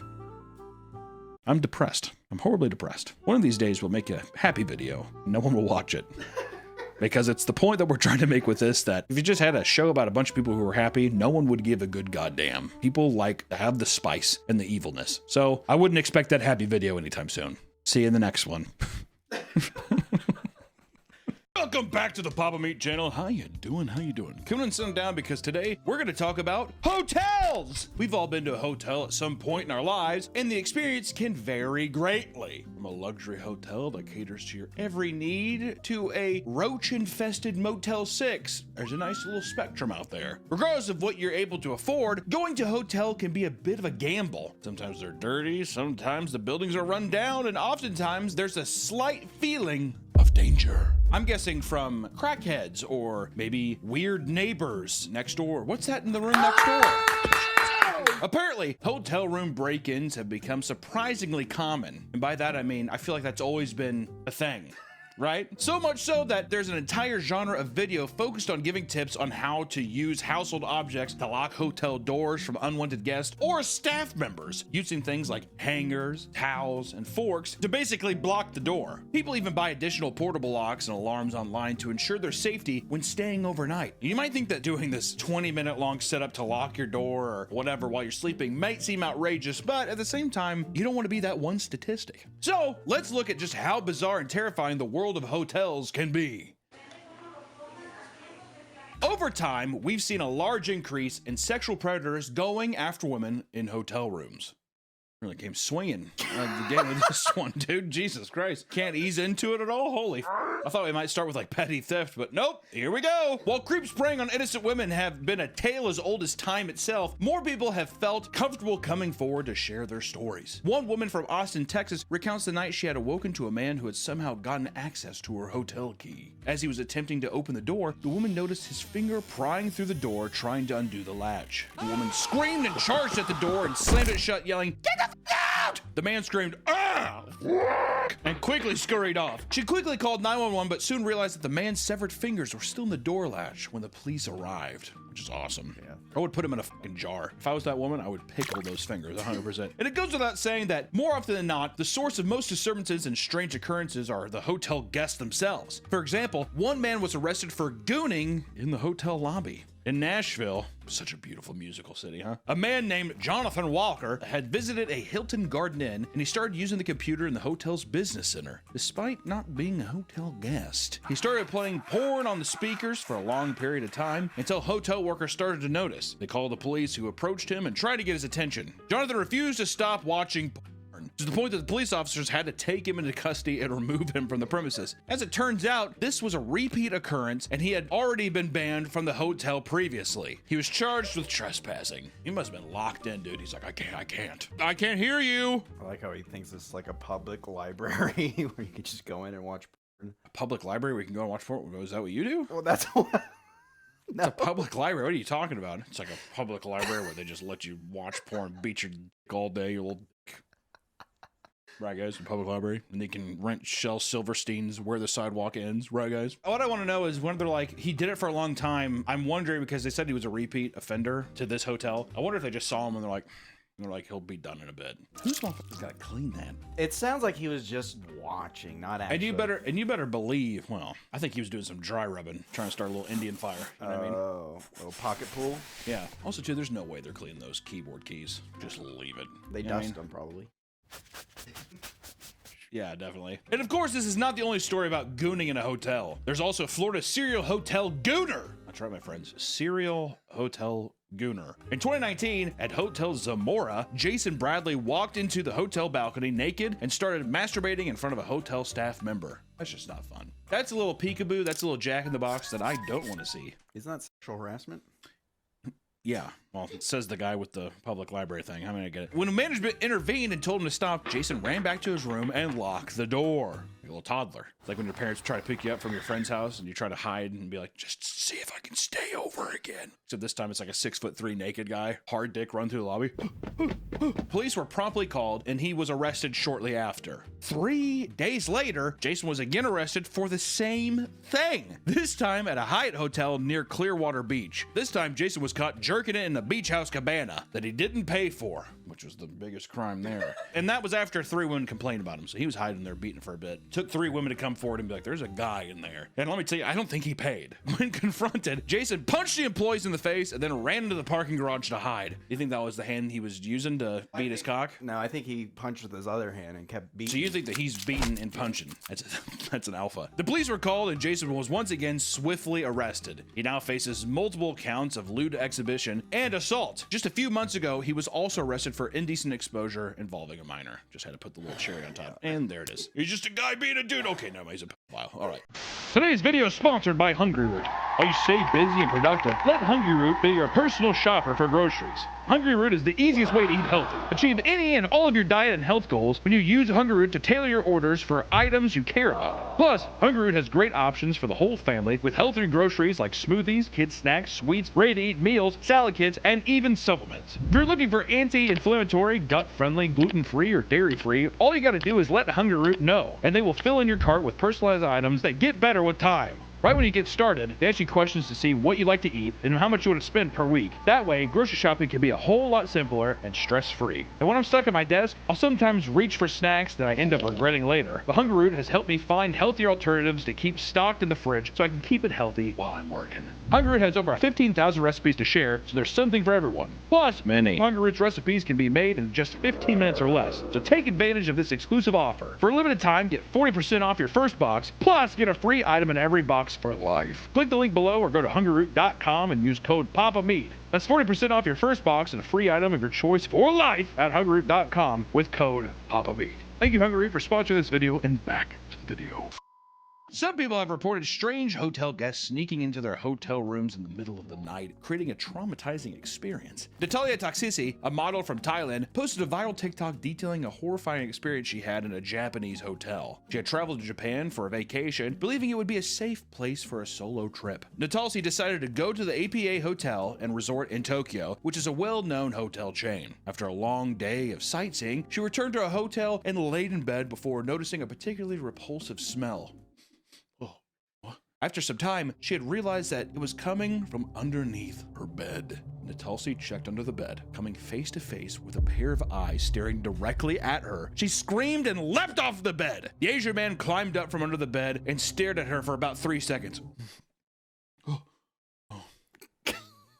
Do you think he was naked? No, I think he was just a weird, stinky man, little garbage man. At the moment, Natalsi claimed that those seconds felt like my life was over. Suddenly, the man started screaming before turning and sprinting out the room. Ah! Turns around, pulls a Kevin McAllister. The police were contacted where they found a hidden power bank that the man was using for his phone, meaning he had potentially been there for a long... He was there all day, for sure. He was charging his phone, playing like Angry Birds and shit. So old game. Due to the lack of CCTV cameras in the hotel, the police claimed that there was little chance of identifying the man, but eventually she was able to get a full refund for her trip. Thank God. I stayed at a APA hotel. Oh yeah, you did, didn't you? I forgot about that. They're nice. Apparently, we need to fact check this, but apparently the APA hotel is run by a cult leader. So maybe it was a cult member. Yeah, maybe it was a cult member. They're like, go up there and take this battery and let it charge. She'll be up there real soon. Hotel guests have a tendency to do whatever they want in hotel rooms, seeing as they're paying for it. While some will settle for cranking up the AC all night, others treat the place like their own personal trash can. This was the case for Kelly Tedford, the OnlyFans hotel pisser. In New Hampshire, an OnlyFans model named Kelly Tedford was caught destroying a Marriott hotel room with her bodily waste. She had the plan of filming a video for her OnlyFans, Kinky Kelly, in which she would cover the entire room in her own piss. She proceeded to pee all over the bedding, all over the curtains, even pissed on the AC unit, which it's like that's gonna blow it even more in the air. Which granted, the room's gonna smell like piss anyway, so she's like, fuck it. And she even pissed on the hotel Bible. For good measure, she even took a on the floor, which she would later hide in the upper tank of the toilet. A little upper decker. That was that. She's being a little bitch, dude. That's a woman who just needs to be slapped around. She needs to be shown a thing or two.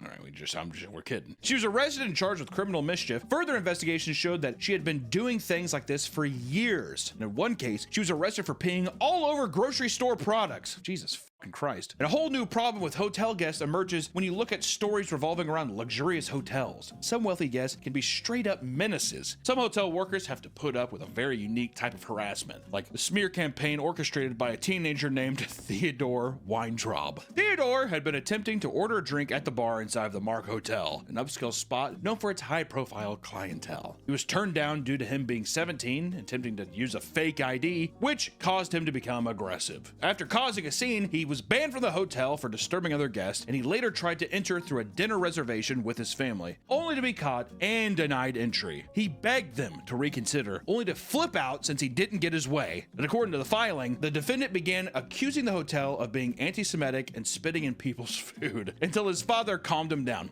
Theodore, stop. Stop it, Theodore. Calm down. We're sorry. He usually gets his alcohol and he's fine, but God damn it, Theodore, calm down. There was also reports of hotel staff passing by him on the street near the hotel. Theodore became enraged and started screaming at them. This frustrated him so much that 2 years later, he returned to the hotel only to enact his revenge. He hired multiple protesters to stand outside the hotel and smear their reputations with signs reading, "Mark supports Epstein. Mark denies the Holocaust," and "The Mark spreads disease." Check, check, and check. All the while, Theodore sat inside of his Cadillac parked out front so he could laugh at the scene unfolding. And at one point, hotel guests were physically accosted as well. Theodore made sure to do this during the busiest time when celebrity guests would be staying at the hotel, specifically Drake. At one point, they attempted to physically stop him from re-entering the hotel, causing a crowd of his fans to get into a physical altercation that ended in one protester being punched in the face. In the end, the hotel filed a restraining order against Theodore and barred him from continuing his protest within 150 feet of the property. They're like, so you can do it, but just a little farther down. Does that even work though? I feel like they... Well, first off, if the protesters aren't getting paid, they're going to show up a couple times, but they're going to quickly be like, I can't keep doing this. You know? Also, him sitting in his Cadillac, he's like definitely like a little Nepo baby thing, just chortling, eating snacks. It's like, can you pay us more? I can. My dad doesn't give me allowance yet. Other hotel staff members have recounted stories of guests making them incredibly uncomfortable in public forums. One worker tells a story of her creepiest night shift experience. One night shift worker explains that most of the calls they get late at night are from creeps, which just makes sense. People, little gooners going out there being like, I'm outside, I can smell your panties. Jeez. Like a little prank call stuff, you know what I mean? Yeah. I'm here, I'm outside. Whatever. Or just people just being like, what are you wearing? I mean, I could see that. Just weird shit. Also drunk too, maybe. Yeah, drunk assholes. I need a place to stay. She received a call at 1 a.m. from a hotel guest, only to find out that he was jerking off over the phone. What did I tell you? What did I tell you? Do you think she heard it? Yeah, dude. The pud? Probably definitely heard the pud was all wet, sound like a big like trough of mud. Do you think he was making little moans? Oh. I was wondering if I could get away. Wake up call. Another staff member recounted the time that a naked man ran into the lobby and started yelling at workers to give him directions to the bathroom. He was given directions only to go the wrong way and end up running into a wedding party. The man began to panic, crying profusely, and he turned back around, leaking all over himself and onto the floor. He had to be escorted out of the building by police, and the wedding event was comped with the hotel for their absurd interruption. How do we know that wasn't orchestrated? I was just thinking the same thing. I'm gonna do the same thing for my daughter's wedding. When my daughter gets married, I'm gonna be like, here's $200. Just shit yourself and run through. Oh, come on. Come on. And the whole thing is free. $200 and you save how many thousands? Come on now. Easy to repeat too, because all you have to be like, the wedding's there, go up to the staff, ask where the bathroom is, go the wrong way. Easy peasy. The only problem is your wedding's in a hotel. Oh, well, they're nice hotels. No, it's the true. Hilton. Yeah, but where'd you get married? The Hilton. Isn't it a typical thing, like just tiny chapels? Or barns. Or barn. I got married on a beach. Oh yeah, that's right. On an Oregon beach. I want to get married in Scotland on the cliff, and have my wife come down on a helicopter.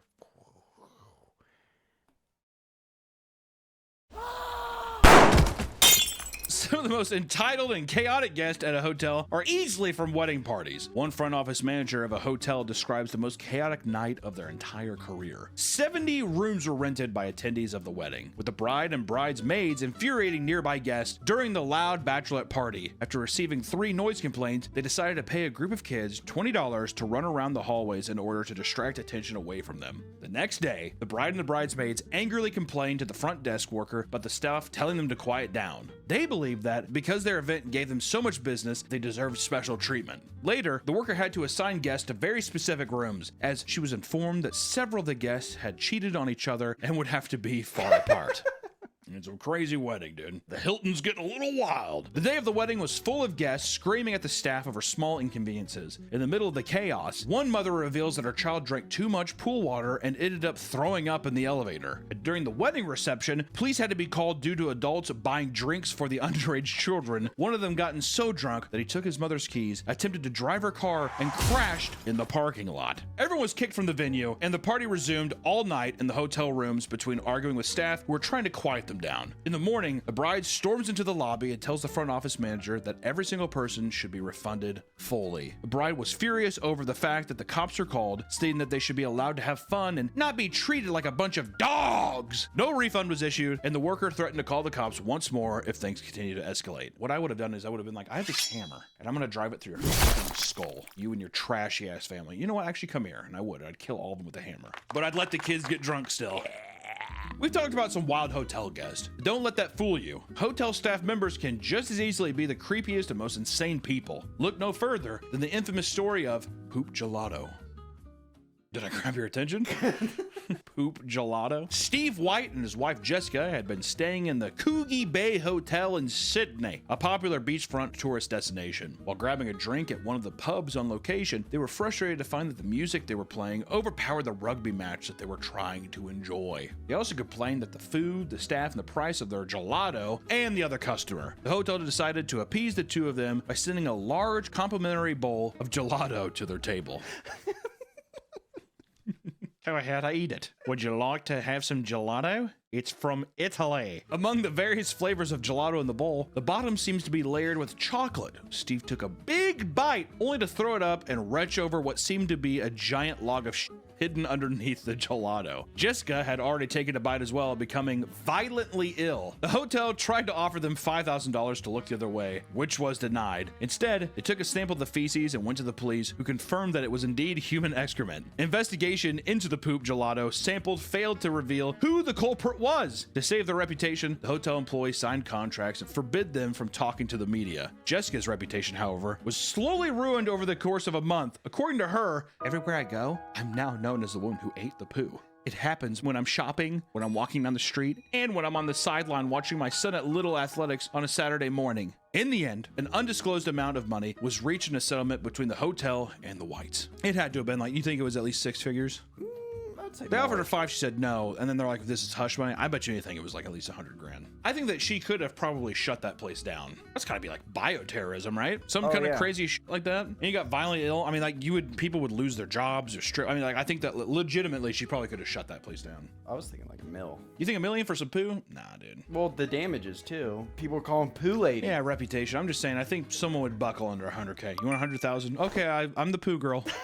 I'm the poo woman. I'd be that way. In another disgusting display, we also have the Hilton Toe Sucker, which is my favorite story of this entire video. In Nashville, such a beautiful city for music, right? Once again, at a Hilton downtown hotel, a man named Peter Brennan was asleep before the day of a big work conference. He awoke to a man sucking his toes in the dead of night. Peter immediately leaped into the air and started screaming as the man sprinted out the room. This man was David Neal, the manager of the Hilton Hotel, who was working a night shift. David made copies of the guest key in order to break into the room and perform strange acts as a part of this weird, sick fetish. Definitely sexual. Definitely hard doing it the entire time. Must have been a good looking guy, huh? Had sandals on. Well, that's what I was gonna say. He definitely saw. You're in room 428. Have a good night. A warrant was put out for his arrest, and he was eventually taken into custody for aggravated burglary. This wasn't his first run-in with the law, as he had previously served prison time due to a slew of crimes. Brennan told reporters that he started going to therapy after the whole ordeal and still does not feel safe in his own home. If there was something like that, that would f me up too. People can probably attest to this. There's got to be viewers that we have that has had someone break into their home or anything while they were there or sleeping. That invasion of privacy and security, dude. But does it make sense if it's in a hotel? Because that makes sense if someone broke into my house and sucked my toes. Yeah, but hotels, I mean, that's the same thing. Any place where you are sleeping and you lock the door, I think that follows you. Because then when you go home, you like hear some shit. It's just like the psychological damage to it. I think it fucks you up anywhere. Even if it wasn't your home or your own hotel room, like let's say you were staying at a buddy's house, it would fuck you up forever. That's what I've been hearing, like rats in my ceiling. You said that too with why your voice was like broken. That's why I have rats. I don't think it's rats, maybe squirrels. I think that's you having like sleep paralysis and you're just envisioning things. You also get like 1 hour of sleep a night. I'm starting to hear weird things. Little gnomes running around my attic. Some of the scariest things to come out of the hotel experience is not the creepy people or staff members. It's the things people find in their rooms. It's common for people to find human excrement in their rooms. People, there's poo. Get over it. One hotel Marriott guest came out of the shower and pulled a towel from the rack, only to find that there was a baseball with smearing of poo on it. Others have allegedly found hidden cameras placed inside the hotel room, sometimes pointed directly at their toilet. That's the biggest thing. The amount of like hidden cameras I see in like smoke alarms, people put it in like AC vents, all that kind of shit. Also power outlets, like the screw for your power outlet, that can be a camera. There's apparently a wand you can do to like go around a room. Yeah. There's something people do with tape. I don't know if it's a troll, but they like put tape on windows and they put like a marker through it to see if it's like a see-through mirror too. Oh yeah. Well, I thought I've heard that too with like hotel paintings and because they're like, I've heard that can be like a two-way mirror too. With a painting? Yeah, well, like a glass frame painting, and it's like, oh, this is just a picture. I've seen some crazy shit, man. man. Which makes you think when I see the girl who's like, let me lock the door, and she puts like 70 things up to, I'm like, I don't fucking blame you. Also too, you know, you think I want my tiny dick and like my fat shit splayed out in the dark web to be sold? Not really. You know what I mean? If I'm sitting there beating my little monkey cock and then that's put online, that'd fuck me up. That's true. I guess, you know, some of it's rational. I think it's all rational. If I walked by and I saw somebody doing that, who am I to be like, paranoid much? And then of course that's when the next day, look at my phone and just sees me like beat my little dick. I'm like, online, I'm like, how did they get that? One hotel worker had even stumbled across a live baby that had been abandoned in the parents' room. I hear that happens all the time. Well, that's the whole thing with dumpster babies too.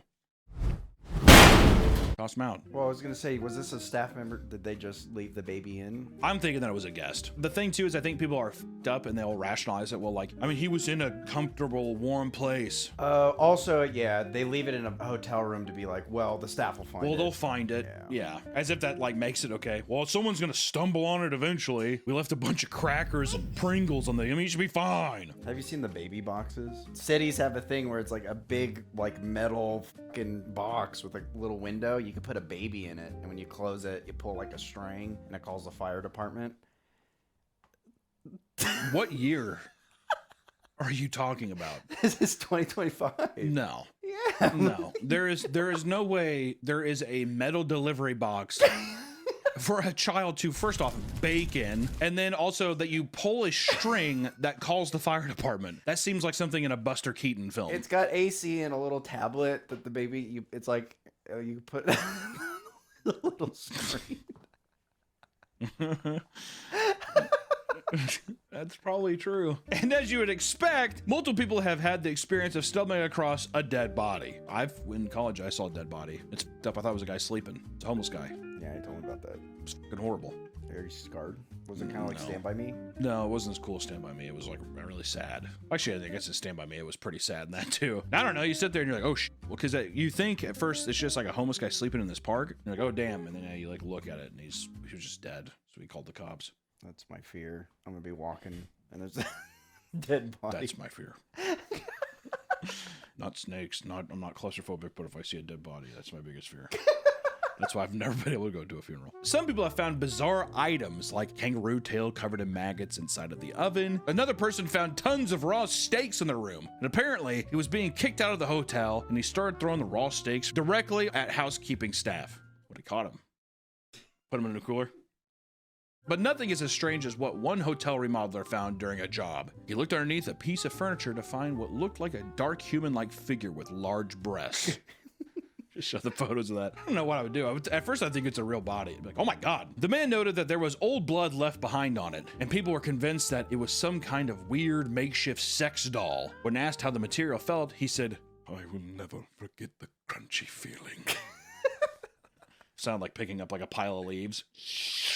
Some people will bring full weapons into the room only to leave them there. One hotel worker admits that housekeeping completely missed a loaded firearm in a drawer upon cleaning the room. An entirely new family was booked and checked out before anyone realized that the gun was there. In a strange scene, one hotel worker in charge of doing laundry walked into a room to find that a jacuzzi tub was filled to the brim with Jell-O, staining the material so bad that it had to be professionally cleaned and fully taken apart due to it being crammed into the jets. That's like how we couldn't lead with just like the Jell-O jacuzzi. Instead, that's at the end after everyone has clicked off for poop and blood, sex dolls, and dead people. Okay, hotels bring people from all walks of life. Sometimes things can lead to some truly bizarre and crazy encounters. If you're checking into a hotel, just act like a normal fucking person, dude. Don't bother anyone, and perhaps buy some extra locks so nobody bothers you. Thank you so much for watching this video, and good luck out there. Bye-bye. Have you had any weird hotel stories? Yes.